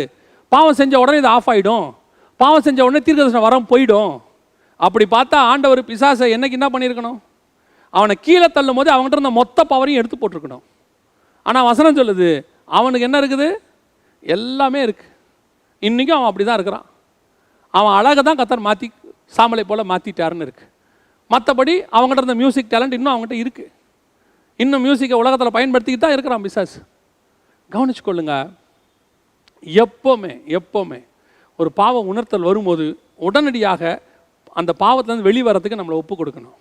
அந்த பாவத்தையும் செஞ்சுக்கிட்டு இந்த மினிஸ்ட்ரியை நீங்கள் செய்யும் போது இந்த மினிஸ்ட்ரியும் பாவமும் பாதிக்கப்படும் நீங்கள் நினைப்பீங்க. நான் பாவம் செஞ்சதுனால இந்த மினிஸ்ட்ரி பாதிக்கப்படும்னு. பாதிக்கப்படாது, அது பாட்டு நடந்துக்கிட்டே இருக்கும். இப்போ மோசே அடித்தார்ல, ஆண்டவர் பேச தானே சொன்னார், மோசையை அடித்தார்ல, அடித்த உடனே என்ன நினைஞ்சிருக்கணும், தண்ணி வராமல் இருந்திருக்கணும். தண்ணி வராமல் இருந்தால் என்ன நடந்திருக்கும், மோசேக்கு தெரிஞ்சிருக்கும், ஐயோ தண்ணி வரலையே, எங்கேயோ மிஸ்டேக். ஆனால் கர்த்தர் என்ன பண்ணார், தண்ணி வந்துச்சு. ஏன் தண்ணி வந்துச்சு, அது ஜனங்களுக்கு தேவையான தண்ணி, அது வரும். ஜனங்க பசியோடு இருக்கிறாங்க, தாகத்தோடு இருக்கிறாங்க, அவங்களுக்கு தண்ணி தேவை, அது வந்துக்கிட்டே இருக்கும். ஆனால் மினிஸ்ட்ரி ஃபெயிலியர், மோசே ஃபெயிலியர். ஊழியம் நடந்துச்சு, மோசே ஃபெயிலியர். அதான் சிம்சோனுக்கு. இங்கே சிம்சோனுக்கு என்ன, நான் செத்த இடத்துலேருந்து எடுத்து சாப்பிட்டேன், தேனியை சாப்பிட்டேன், டெட் பாடிக்கிட்ட போனேன், திராட்சை தோட்டத்துக்கு போனேன், ஆனால் ஏன் பவர் என்னை விட்டு போகவே இல்லை, நீ அப்படியே போயிட்டாரு. அதான் சிம்சோனுடைய வீழ்ச்சி. You must be very careful. வரங்களை வைத்து உங்கள் ஊழியங்களை நிர்ணயம் பண்ணாதிருங்கள். உங்கள் தனிப்பட்ட ஆவிக்குரிய வாழ்க்கை வேறு, வரங்கள் வேறு. பிசாசுகளும் வரத்தை யூஸ் பண்ணும், பிசாசும் அற்புதம் செய்யும். அப்போ விசுவாசிகளுக்கு நான் சொல்கிறேன், வரங்களை வைத்து கிரியை நடக்கிறத வச்சு ஒரு ஊழியக்காரனை டிசைட் பண்ணாதீங்க. அதை நாங்கள் ஆரம்பத்தில் சொல்லிகிட்டே இருக்கிறோம். எதை வச்சுமே டிசைட் பண்ணக்கூடாது. அந்த ஊழியக்காரனுடைய வார்த்தையை வச்சு, அந்த ஊழியக்காரனுடைய personal life, it's very important. ஒரு கூட்டம் என்ன சொல்லுது தெரியுமா, எங்கள் ஊழியக்காரனுடைய பர்சனல் லைஃப்பை பார்க்காதீங்க, அவர் எங்களுக்கு ஊழியம் பண்ண வந்தார், அவர் ஊழியம் கரெக்டாக பண்ணுறாரா, அதோட விட்டுருங்க. இதே தான் நம்ம விசுவாசிக்கும் பொருந்தும். விசுவாசி பர்சனல் லைஃப்பை பார்க்காதீங்க, நாங்கள் சர்ச்சுக்கு ஆராதிக்க வந்தோம், கரெக்டாக ஆராதிக்கிறோமா அதை மட்டும் பாருங்கள். அதைத்தான் இன்றைக்கி இருக்கிற யங்ஸ்டர்ஸ் பிடிச்சிட்டு இருக்கிறான். ட்ரெஸ்ஸை பார்க்காதீங்க, முடி வெட்டுறதை பார்க்காதீங்க, எங்களுடைய ஆக்டிவிட்டீஸை பார்க்காதீங்க, எங்கள் டேலண்ட்டை மட்டும் பாருங்கள். ஆண்டவர் உன்னை கொண்டு வந்து சபைக்கு கொண்டு வந்தது, ஊழியத்துக்கு கொண்டு வந்தது, உன் டேலண்ட்டை ப்ரொமோட் பண்ணி உன்னை ஆண்டவர் ஃபேமில் கொண்டு வரதுக்கு இல்லை. ஆண்டவர் கொண்டு வந்தது என் ஆவிக்குரிய வாழ்க்கையை உயர்த்துவதற்கு. இன்றைக்கி நிறைய பேர் அங்கே தான் மிஸ்டேக் நடக்குது. இதெல்லாம் பார்க்காதீங்க. ஏன் இதெல்லாம் பார்க்குறீங்க, நான் எப்படி பாடுறேன்னு பாருங்கள், நான் எப்படி பிரசங்கம் பண்ணுறேன்னு பாருங்கள், என்னுடைய ஊழியத்தில் அற்புதம் அடையாளம் நடக்குதா அதை மட்டும் பாருங்கள். என் தனிப்பட்ட வாழ்க்கையை பார்க்காதீங்க. உள்ள என்ன இருக்குதோ அதானே வெளியே வரும். அப்படி தானே வசனம் சொல்லுது. உனக்குள்ள உலகம் இருக்குது, அது வெளியே வருது. உன்னை நீ தானே ரோல் மாடல். நீ வெளியே பார்க்காத உள்ள மட்டும் பாருன்னா என்ன அர்த்தம்? அப்போ இயேசு கிறிஸ்துவை வெளியே பார்க்கவே வேண்டாம், அவர் என்ன வேணாலும் செஞ்சுட்டு போவார். ஆனால் நீங்கள் உள்ளுக்குள்ளே மட்டும் பார்க்கணுமா? இதுதான் ஊழியக்காரனுடைய வீழ்ச்சி. ஊழியக்காரனுடைய வீழ்ச்சி. உள்ளும் புறமும் பாத்திரம் க்ளீன் பண்ணணும்னு பைபிள் சொல்லுது. உள்ளும் புறமும் மேய்ச்சலை கண்டறியணும்னு சொல்லுது. வெளியே நீ என்னை கவனிக்காத, உள்ள மட்டும் பாருன்னு சொன்னீங்கன்னா பிசாசுடைய உபதேசத்தில் நீ விழுந்துட்டேன்னு அர்த்தம். ஊழியக்காரனுடைய பர்சனல் லைஃப்பை பார்க்காதீங்க, ஊழியக்காரனுடைய ஊழியத்தை மட்டும் பாருங்கன்னா அதுக்கு ஊழியக்காரன் தேவையே கிடையாது. ஊழியக்காரனுடைய பர்சனல் லைஃப்பை தான் ஃபஸ்ட்டு எழுதுறாரு பவுல். அவன் எப்படி இருக்கணும், அவனுடைய குணாதிசயம் எப்படி இருக்கணும், அவன் ஆக்டிவிட்டிஸ் எப்படி இருக்கணும், அவன் பிள்ளைகள் எப்படி இருக்கணும், அது வரைக்கும் எழுதியிருக்கிறாரு. அவன் பிள்ளைகள் கூட எப்படி இருக்கணும்னு எழுதியிருக்கிறார் பவுல். அப்போ இன்றைக்கி நம்ம எதை வச்சு பார்த்துக்கிட்டு இருக்கிறோம்? என்னுடைய ஊழியம் பக்காவாக நடக்குதா, மற்றதை பற்றி கவலைப்படாதப்பா. உன் பிள்ளைங்கள் வாழ்க்கை கெட்டு போய் கிடக்கு, உன் வாழ்க்கை கெட்டு போய் கிடக்கு, மினிஸ்ட்ரி நல்லா நடக்குது. விசுவாசி என்ன பண்ணுறீங்க? உங்களுக்கு உங்கள் வாழ்க்கையும் அப்படியே தான் இருக்குது, ஊழியக்காரன் வாழ்க்கையும் அப்படி தான் இருக்குது. இப்போ நீங்கள் என்ன முடிவு எடுத்துட்டீங்க? நீ என்ன கேட்காத, நான் ஒன்றை கேட்க மாட்டேன். ரெண்டு பேருமே பரலோகத்துக்கு போக மாட்டீங்க. அப்படி போதிக்கிற ஊழியக்காரனும் போக மாட்டான், அங்கே உட்காந்துருக்கிற விசுவாசியும் போகாது. Very careful. உள்ளும் புறமும் பாத்திரம் பரிசுத்தம் உள்ளதாக இருக்க வேண்டும். அது தேவனுடைய பாத்திரம். ஒருவேளை வெளியே நீ ட்ராமா போட்டுட்டு வெளியே எப்படி நல்லா பரிசுத்தமாக இருக்கிறத காட்டிட்டு உள்ளுக்குள்ள பாத்திரம் அழுக்காக இருந்துச்சு, நியாய தீர்ப்பு நாள் ஒன்று வரும். கர்த்தர் சொல்வார், உன்னை நான் அறியேன். அதுதான் சிம்சோனுக்கு நடந்துச்சு. சிம்சோனுடைய வாழ்க்கையினுடைய வீழ்ச்சி அதுதான். பெற்றோர்கிட்ட எல்லாத்தையும் மறைச்சிட்டு மொட்டை அடிக்காமல் அவர் முடியோடு அழகாக சுற்றிக்கிட்டு இருந்தார். ஒரு நாள் வந்தது, கர்த்தர் எதிரிகள் கையில் பிடிச்சி கொடுத்தார். அவர்கள் மொட்டை அடித்தார்கள் அவனை. ஆசாரியன்கிட்ட போயிருந்தால் அவனே அழகாக அடிச்சிருப்பான்.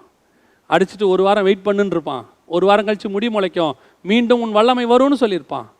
இப்போ எதிரிகிட்ட போனதுனால என்னாச்சு? முடியும் போச்சு, கண்ணும் போச்சு, புகழ் போச்சு, ஊழியம் போச்சு, எல்லாம் போச்சு. ஒரு வேளை சிம்சோன் அந்த இடத்துல தன் தாய் தகப்பன்கிட்ட சொல்லியிருந்தானா என்ன பண்ணியிருப்பாங்க? ஆசாரியன்கிட்ட கூட்டிட்டு போயிருப்பாங்க. ஆசாரியன் என்ன பண்ணியிருப்பாரு? அந்த இடத்துல, வா சிம்சோன், நீ பண்ண தப்பு தான், நம்ம மொட்டை அடிச்சிருவோம், ஒரு இடத்துல உட்காரு, ஒரு வாரம் வெயிட் பண்ணு, மீண்டும் முடி முளைக்கும், புறா குஞ்சுகளை கொண்டு வந்து கொடு, பலி கொடுக்கலாம், உனக்கு பதிலாக புறா குஞ்சு போயிடும், நீ திருப்பியும் ஊழியம் தொடரணும்னு அவனுக்கு ஒரு ரெமிடி கிடச்சிருக்கும். இப்போ என்ன நடந்துச்சு தெரியுமா? சிம்சோன் மறைச்சதுனால, யாருக்கும் தெரியாதுன்னு மறைச்சதனுடைய விளைவு என்ன தெரியுமா? கண்ணு போச்சு, புகழ் போச்சு, சிம்சோன் மேலே இருந்த பயம் போச்சு, கை விலங்கு போட்டு வேடிக்கை காட்டுகிறவனாய் மாறினானாம். 16ஆம் அதிகாரம் 25வது வசனம் நியாயாதிபதிகள் புஸ்தகம் சொல்லுகிறது, வேடிக்கை காட்டினான் அவர்களுக்கு முன்பாக. யாருக்கு முன்பாக வேடிக்கை பொருளாக மாறிட்டான் தெரியுமா? எந்த பெலிஸ்தர் இவனை பார்த்து பயந்தாங்களோ, எந்த பெலிஸ்தர் ஒரு பொம்பளை பின்னாடி போய் ஒளிஞ்சிக்கிறான், தெளிலாள் பின்னாடி போய் ஒளிஞ்சிக்கிறாங்க, எப்படியாவது சிம்சனை பிடிச்சி கொடுத்துரு, எங்களால் முடியல, எத்தனை பேர் போனாலும் அடிக்கிறான். அவனுக்குள் ஒரு ஸ்பிரிச்சுவல் பலம் இருந்துச்சு. அந்த பலத்தினுடைய வீழ்ச்சி எங்கே வந்தது தெரியுமா? அவன் மறைச்சதுனால. இப்போ என்ன ஆயிடுச்சு? வேடிக்கை பொருள், கோமாளி மாதிரி மாறிட்டான். நிறைய ஊழியக்காரங்களை நாம் பார்த்துருக்குறோம், அவனுடைய முடிவு காலம் கோமாளித்தனமாய் மாறிடுச்சு. வேடிக்கை பொருளாக அவங்க பார்க்கறதுக்கு ஒரு காலத்தில் கர்த்தருக்கென்று ஃபயரா, சிங்கம் போல, ஆண்டவருக்கென்று வல்லமையுள்ள ஊழியக்காரர்களாக எடுத்து வல்லமையாய் பயன்படுத்தப்பட்டார்கள். முடிவு காலத்தில் கோமாளி மாதிரி மாற்றி வச்சிருக்கான் பிசாசு. அவங்கள பார்க்கறதுக்கு வேடிக்கை பொருளாக, அடுத்தவங்க சிரிக்கிற பொருளாக, அடுத்தவர்கள் பார்த்து அவர்களை பார்த்து நகைக்கிற பொருளாக மாறி போய் நிற்கிறார்கள். காரணம் என்ன? தன் பாவத்தை ஒத்துக்கொள்ளாத தன்மை, தன் பாவத்தை விட்டு வழி விலகாத தன்மை. இன்னைக்கு ஆண்டவர் நமக்கு ஒரு வாய்ப்பு கொடுக்கிறாரு. தன் பாவங்களை மறைக்கிறவன் வாழ்வடைய மாட்டான், அவைகளை அறிக்கை செய்து விட்டு விடுகிறவனோ தேவனிடத்தில் இரக்கம் பெறுவான். தேவன்கிட்ட போயிருங்க. பாவம் செஞ்சிட்டிங்கன்னா, நான் சொல்கிறேன், பாவம் செஞ்சிட்டிங்கன்னா உங்களுக்கு ரெமிடி தேவனாகிய கர்த்தர் ஒருவர் மட்டுமே, நோ அதர் பர்சன். வேற எங்கே போனாலும் உனக்கு ரெமிடி கிடைக்காது.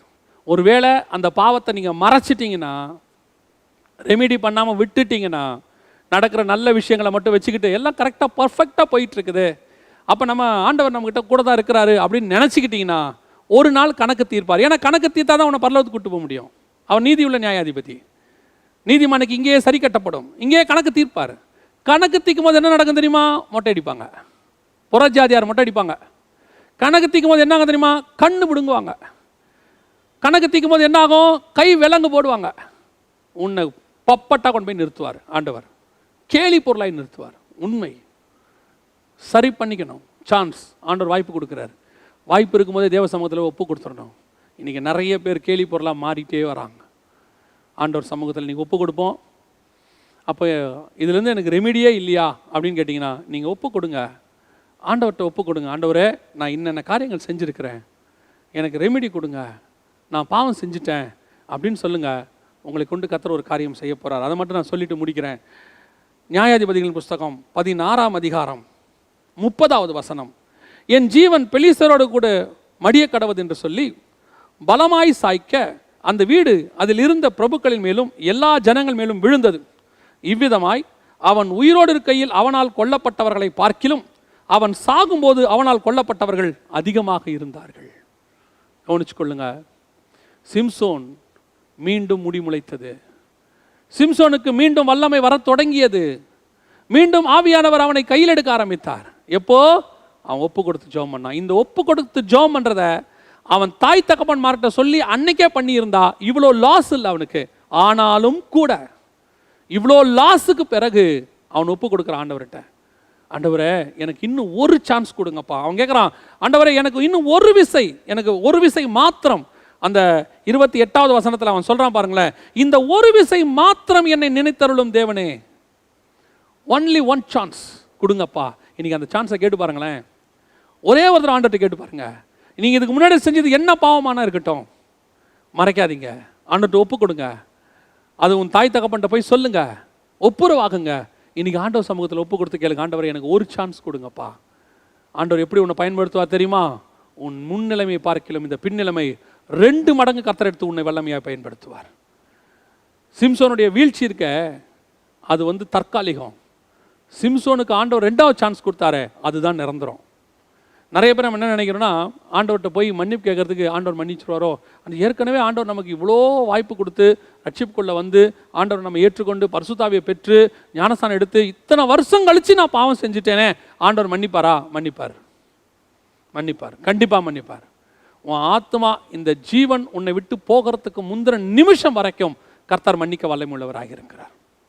நீ எந்த நிலைமையில என்ன பாவம் செஞ்சு நீ என்ன ஸ்தானத்தில் இருந்து, நான் சொல்றேன் ஊழியக்காரன் ஸ்தானத்தில் இருந்தால் கூட சரி, இன்னைக்கு ஆண்டவர் நம்முடைய பாவங்களை மன்னிப்பதற்கு வல்லமையுள்ளவராக இருக்கிறார். இந்த பைபிள் ஃபுல்லாங்க 2வது சான்ஸில் வந்தவங்க தான் அதிகம். ஆபிரகாம் 2வது அழைப்பில் வந்தவர் தான். தாவீது முதல் தடவை ராஜ்யபாரத்தை இழந்து 2வது தடவை வந்தவர் தான். சிம்சோன் 2வது தடவை வந்தவர் தான். பேதுரு 2வது அழைப்பை பெற்றுக்கொண்டவர் தான். முதல் அழைப்பை விட்டுட்டு போனவர் தான் அவர், மீன் பிடிக்க போறேன்னு திருப்பி வந்தவர் தான் அவர். இன்னைக்கு எத்தனையோ பேர் பைபிள் எடுத்துக்கொள்ளுங்க, செகண்ட் சான்ஸ். ஆண்டவர் இன்னைக்கு நமக்கு செகண்ட் சான்ஸ் கொடுக்க விரும்புகிறார். நம்ம ஆண்டவருக்கும் நமக்கும் அது ஒன்று தாங்க வித்தியாசம். கிறிஸ்தவம் என்பதே விழுந்து போனவர்களை தூக்கிறதுக்கு வந்தது தான். கிறிஸ்தவம் என்பதே பாவத்தில் விழுந்தவங்களை மீண்டும் மேலே கொண்டு வருவதுக்கு தான் கர்த்தர் கொண்டு வந்தார். ஆனால் இன்னைக்கு கிறிஸ்தவத்தினுடைய நோக்கம் என்னவா இருக்குதுன்னா, ஒரு பாவியை அப்படியே போட்டு அமுக்கிறது, அப்படியே அவன் எழுந்திருக்க விடாமல் பண்ணுறது, அவன் அத்தோட காணாமல் போயிடணும்னு நினைக்கிறது. ஆனால் கர்த்தர் சொல்கிறாரு, இல்லை நான் உன்னை தூக்க தான் விரும்புகிறேன். கிறிஸ்தவத்தினுடைய வேலையே தூக்குவது தான். இப்போ என்ன ஆண்டவர் தூக்க விரும்புகிறாரு? ஆண்டவர் உனக்கு செகண்ட் சான்ஸ் கொடுக்க விரும்புகிறார். இல்லைங்க 2வது சான்ஸ் முடிஞ்சு 3வது சான்ஸ் கொடுக்க விரும்புகிறார். எப்படி அவ்வளோ தைரியமாக சொல்கிறீங்க? 7-70 தடவை அவர் பேதுருக்கிட்ட மன்னின்னு சொன்னார்னா, அந்த 7-70 தடவை அவரும் மன்னிக்க வல்லமையுள்ளவராக இருக்கிறார்.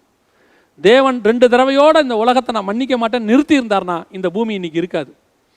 2 தடவையோட நான் ஒருத்தருடைய பாவத்தை அதுக்கு மேலே மன்னிக்க மாட்டேன்னு கர்த்தர் சொல்லியிருந்தா ஒரு மனுஷன் கூட இன்னைக்கு உயிரோடு இருந்திருக்க முடியாது. ஆண்டவர் 7-70 தடவை மன்னிக்க விரும்புகிறார். இன்னைக்கு ஆண்டவர் மீண்டும் உன்னை வல்லமாய் எடுத்து பயன்படுத்த விரும்புகிறார். நீ முன்னாடி செஞ்ச மினிஸ்ட்ரியை விட பின்னாடி செஞ்ச மினிஸ்ட்ரி இன்னும் 2 மடங்கு இருக்கும். அதான் வசனம் சொல்லுது, அவன் உயிரோடு இருந்து பெலிஸ்தர்களை கொண்டதை பார்க்கிலும் அதிகமானவர்களை அவன் சாகிற அன்னைக்கு அந்த ஒரு நாளில் செஞ்சிருக்கிறான். அப்படின்னா என்ன அர்த்தம்? பெலிஸ்தர்களுக்கு அவன் வேடிக்கை பொருள், ஆனால் தேவனுக்கு அவன் மீண்டும் கர்த்தருடைய கருவி. மீண்டும் கர்த்தருடைய கருவி. அவன் எந்த வேடிக்கை பொருளாக உன்னை மாற்றினார்களோ, எந்த இடத்துல நீ தலை குனிந்து நின்றாயோ, எவர்களுக்கு முன்பாக நீ உருப்பட மாட்டேன்னு சொன்னாங்களோ, உன் மினிஸ்ட்ரி முடிஞ்சிருச்சுன்னு சொன்னாங்களோ, இத்தோடு நீ காணாம போயிட்டேன்னு சொன்னாங்களோ, அதே இடத்துல முன்னிலைமையை பார்க்கலாம் பின்னிலைமையில வல்லமையாய் எடுத்து நிறுத்துவதற்கு கர்த்தர் வல்லமையுள்ள தேவனாகவே இருக்கிறார். விழுந்து போனவனை மண்ணோட மண்ணா போகணும்னு ஒரு நாளும் கர்த்தர் சொன்னதில்லை. அவனை மீண்டும் எழுப்பி நிற்க வைக்கணும் தான் கர்த்தர் விரும்புகிறார். நீ எப்பேற்பட்ட பாவியா இருந்தாலும் நீ பாவத்தை ஒப்புக்கொடு, ஆண்டவர் திருப்பி எடுப்பார், உன் ஊழியத்தை கட்டுவார். விழுந்து போன தாவீதின் கூடாரத்தை மீண்டும் எழுப்ப தேவன் வல்லமையுள்ளவராக இருப்பாரானால் உன்னுடைய கூடாரத்தையும் கர்த்தர் எழுப்புவதற்கு வல்லமையுள்ள தேவனாக இருக்கிறார். ஆண்டவர் அதான் விரும்புகிறார். நம்ம கூடாரத்தை ஆண்டவர் எழுப்ப போறார். உன் விழுந்து போன கூடாரங்களை திருப்பி சரி கட்டுங்க. மீண்டும் அந்த கூடாரத்தை கர்த்தர் எழுப்புறதுக்கு விரும்புகிறார். அது ஊழியத்தின் பாதையாக இருக்கட்டும், ஆவிக்குரிய வாழ்க்கையாக இருக்கட்டும், உன் தனிப்பட்ட வாழ்க்கையாக இருக்கட்டும், ஸ்பிரிச்சுவல் லைஃபாக இருக்கட்டும், இல்லை ஒரு குடும்ப வாழ்க்கையாக இருக்கட்டும், வாட் எவர் இட் இஸ், மீண்டும் கர்த்தர் விரும்புகிறார். அதுக்கு கர்த்தர் எதிர்பார்க்கறது ஒன்னே ஒன்று, ஆண்டவரே இந்த ஒரு விசை மாத்திரம் என்னை மன்னித்தரலாம், இந்த ஒரு விசை மாத்திரம் என்னை எழுப்பி காட்டும். எனக்கு பெரிய ஆச்சரியம் என்ன தெரியுங்களா, எத்தனையோ பரிசுத்தவான்கள் இதில் இருந்து விழுந்து போயிட்டாங்க, தேவன்கிட்ட வரல. முதல் ராஜா இஸ்ரவேலுக்கு, அவன் பேர் எபிரேயர்கள் நிருபம் 11ஆம் அதிகாரத்தில் விசுவாச வீரர்கள் பட்டியல் இருக்கு. அந்த எபிரேயர் 11ஆம் அதிகாரம் விசுவாச வீரர்கள் பட்டியலை நீங்கள் வாசிச்சு பாருங்க. 32வது வசனத்தில் நீங்கள் வாசிக்கும் போது, பின்னு நான் என்ன சொல்லுவேன், கிதியோன், பாராக், சிம்சோன், யெப்தா, தாவீது, சாமுவேல் என்பவர்களையும் தீர்க்கதரிசிகளையும் குறைத்து நான் விவரம் சொல்ல வேண்டுமானால் காலம் போகாது. யாரு? ஆபேல் முதல் கொண்டு தீர்க்கதரிசிகள் வரிகள் உள்ள பட்டியல்ல சிம்சோனுடைய பேரும் வந்துருச்சு. விசுவாச வீரர்கள் பட்டியலில் சிம்சோன் பேர். யாரு? மீண்டும் அந்த தேவனுடைய ராஜ்யத்துக்கு காத்திருக்கிறவங்களுடைய லிஸ்ட்டில் சிம்சோன் வந்துட்டான் பாருங்க உள்ள. இதில் நான் சொல்கிறது ஒருவேளை தெரியாது, ஆனால் இங்கே சாலமோன் பேர் இல்லை. இங்கே கொடுக்கப்பட்டவங்க பேரில் சாலமோன் பேர் இல்லை. அவ்வளோ பெரிய ஞானி, தேவாலயம் கட்டினவன், கடைசி வரைக்கும் அவன் மனம் திரும்பலை, ஆண்டவர்கிட்ட மன்னிப்பு கேட்கவே இல்லை. அந்த ராஜாக்கள் புஸ்தகத்தை வாசிச்சிங்கன்னா அவன் மன்னிப்பு கேட்டான்னு இல்லை. தாவீது மன்னிப்பு கேட்டான்னு இருக்கு, சிம்சோன் மன்னிப்பு கேட்டான்னு இருக்கு. 2 பேரும் இங்கே இருக்காங்க, விசுவாச வீரர்கள் பட்டியலில் இருக்காங்க. சாலமோன் இல்லை. அதைத்தான் நான் சொல்ல வரேன். நீ மாத்திரம் இன்னைக்கு ஆண்டவர் சமூகத்தில் இந்த காரியங்களெல்லாம் ஒதுக்கிட்டு, நான் வாலிபர்களுக்கு சொல்கிறது அதுதான், ரொம்ப முக்கியமானது சொல்கிறது அதுதான். கர்த்தருக்கு பிரியமில்லாத இடத்துக்கு போய் நிற்காதீங்க. கர்த்தர் அனுமதிக்காத இடத்துல போய் திருளுக்கு நிற்கிறது. நான் கொன்று போட்டதான் அந்த சிங்கக்குட்டியை நான் பார்க்கும்படி வழி விலகி போவேன். அந்த இடத்துல நான் போய் பார்க்குறேன், அதெல்லாம் அந்த ஃப்ரெண்ட்ஸ் எல்லாம் பழைய ஃப்ரெண்ட்ஸ் அங்கே தான் இருப்பானுங்க, ரவுடி பசங்க தான், அவங்களாம் உட்காந்து குடிக்கிறவங்க தான். நான் போய் சும்மா அவங்கள பார்த்துட்டு வரேன். ஏன் அதெல்லாம் எந்த யாரும் அசைக்க முடியாது, முந்தி மாதிரிலாம் இல்லை, இப்போ எதுவும் அசைக்காது.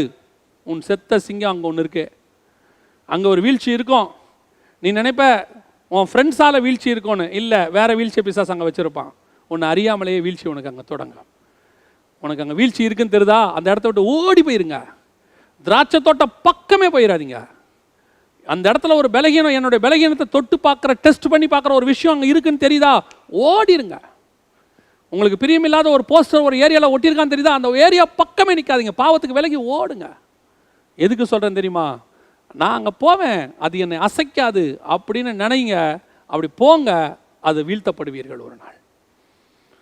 2வது, எது நடந்தாலும் உன் பெற்றோரிடத்தில் சொல்வதற்கு முதலாவதாக நீங்கள் ஆயத்தமாயிருங்கள்.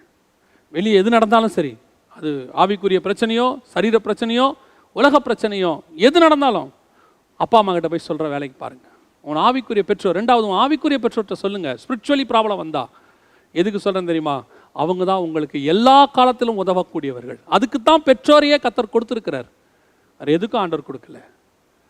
கடைசியாக நீ பாவத்தை நீயே ஒத்துக்கிட்டினா கர்த்தர் ஆசாரியர்கள் மூலமாக, ஊழியர்கள் மூலமாக உனக்கு சமாதானமான ஒரு பாவ மன்னிப்பை பெறும்படி செய்வார். பேதுருவுக்கும் யூதாஸுக்கும் அது ஒன்று தான் வித்தியாசம். பேதுரு மனக்கசந்து அழுதாரு, யூதாஸும் போய் சொன்னார் குற்றமில்லாத ரத்தத்தை காட்டி கொடுத்தேனேன்னு. ஆனால் பேதுரு எங்கே போனார்? இயேசுக்கிட்ட போனார். யூதாஸ் எங்கே போனார்? நியாயப்பிரமாணம் எவன் காட்டி கொடுத்தானோ அவங்ககிட்டே போயிட்டார். எவன் சிலுவையில் ஒப்போட்டு அவங்ககிட்டே போயிட்டார். இன்றைக்கி நிறைய பேர் அப்படி தான் இருக்கிறோம். நாமே நம்மளுடைய இதை ரெக்டிஃபை பண்ண பார்க்கறது முடியாது. நீங்கள் தேவனிடத்தில் போங்க, அவர் உங்களுக்கு ரெக்டிஃபை பண்ணுவார். மீண்டும் நீ விழுந்த நிலைமையிலிருந்து கர்த்தர் உன்னை தூக்கி நிறுத்துவார். மீண்டும் உன்னை வல்லமையாய் பயன்படுத்துவார். கர்த்தருடைய கருவியாய் மாற்றுவார். இந்த பைபிளில் இருக்கிற அத்தனை பேரும் ஏறக்குறைய மேக்சிமம் மக்கள் 2வது சான்ஸில் மேலே வந்தவங்க தான். அந்த சான்ஸை கர்த்தர் நமக்கும் தர வல்லமை உள்ளவராக இருக்கிறார். நம்ம ஜெபிக்க போகிறோம் தேவ சமூகத்தில், ஆண்டவரை நோக்கி பார்க்க போகிறோம். நம்ம இருக்கிற எல்லாருமே கண்களை மூடி ஆண்டவர்கிட்ட, நாம் அத்தனை பேருமே ஏதோ ஒரு இடத்துல இந்த சிம்சோனை போல தான் கடந்து வருகிறோம். ஏதோ ஒரு இடத்துல நம்ம அந்த சிம்சோனுடைய சூழ்நிலைக்குள்ளே வரோம். நம்மளை அறியாமலையோ தெரிஞ்சோ தெரியாமலையோ கர்த்தர் அருவருக்கிற இடத்துல, கர்த்தர் நமக்கு விலக்கி வச்சிருக்கிற இடத்துல, திராட்சை தோட்டத்தில் போய் நிற்கிறோம். இன்றைக்கி தீர்மானம் விடுங்க, ஆண்டவரே உமக்கு பிரியமில்லாத இடத்துக்கு நான் போகவே மாட்டேன் ஆண்டவரே, உமக்கு பிரியமில்லாத காரியங்கள் நான் செய்யவே மாட்டேன் ஆண்டவரே. அடுத்தபடியாக செத்த சிங்கத்துக்கிட்ட இருக்கிற தேனை சாப்பிட்றது, செத்த மாம்சத்துக்கான காரியங்கள் இருக்கக்கூடிய நல்ல விஷயங்கள் நினச்சி கர்த்தருக்கு அருவருக்கிற காரியங்களை, உபதேசங்களை புசிக்கிறது. 3வது பெற்றோர் இடத்துல மறைத்தல். ஆவிக்குரிய பெற்றோர், உலக பிரகாரமான பெற்றோர்கிட்ட எதையுமே மறைக்காதீங்க. அவங்க தான் உங்களை பாதுகாக்கிறவங்க. உலக பிரகாரமாக கர்த்தர் கொடுத்துருக்கிற பாதுகாப்பு அவங்க தான். 4வது, ஆண்டவரே நான் எனக்கு ஒரு பாவ மன்னிப்பு கொடுங்கப்பா, ஒப்பு கொடு. நீ கொடுக்கும்போது ஆண்டவர் உன்னை மீண்டும் வல்லமையாக எடுத்து பயன்படுத்துவார். சர்வ வல்லமையுள்ள எங்கள் ஆண்டவரே, சிம்சோனுக்கு கிடைச்ச அந்த ஒரு பிளஸ்ஸிங், ஒரு ஆசீர்வாதம் எங்களுக்கும் கிடைக்கட்டும்ப்பா. விழுந்து போன நாங்கள் எல்லாரும் எழுந்து நிற்க விரும்புகிறோம் தகப்பனே. ஆண்டவரே எங்களை கரம் பிடிச்சு தூக்கி நிறுத்துங்கப்பா. இன்னும் ஒரு விசை எங்களுக்கு இறங்கும் ஆண்டவரே. சிம்சோன் கேட்டது போல நாங்கள் கேட்குறோம், இன்னும் ஒரு விசை எங்களுக்கு இறங்கப்பா. உடைய மகிமையுள்ள காலத்தில் எங்களை தாழ்த்துகிறோம். இதை கேட்குற ஒவ்வொருத்தரையும் எடுத்து வல்லமையாய் கர்த்தர் பயன்படுத்துவீராக. நாங்கள் முடிவிலே விசுவாச வீரர்கள் பட்டியலில் ஜீவ புஸ்தகத்தில் எங்கள் பெயர் வர கர்த்தர் கிருபை பாராட்டுவீராக.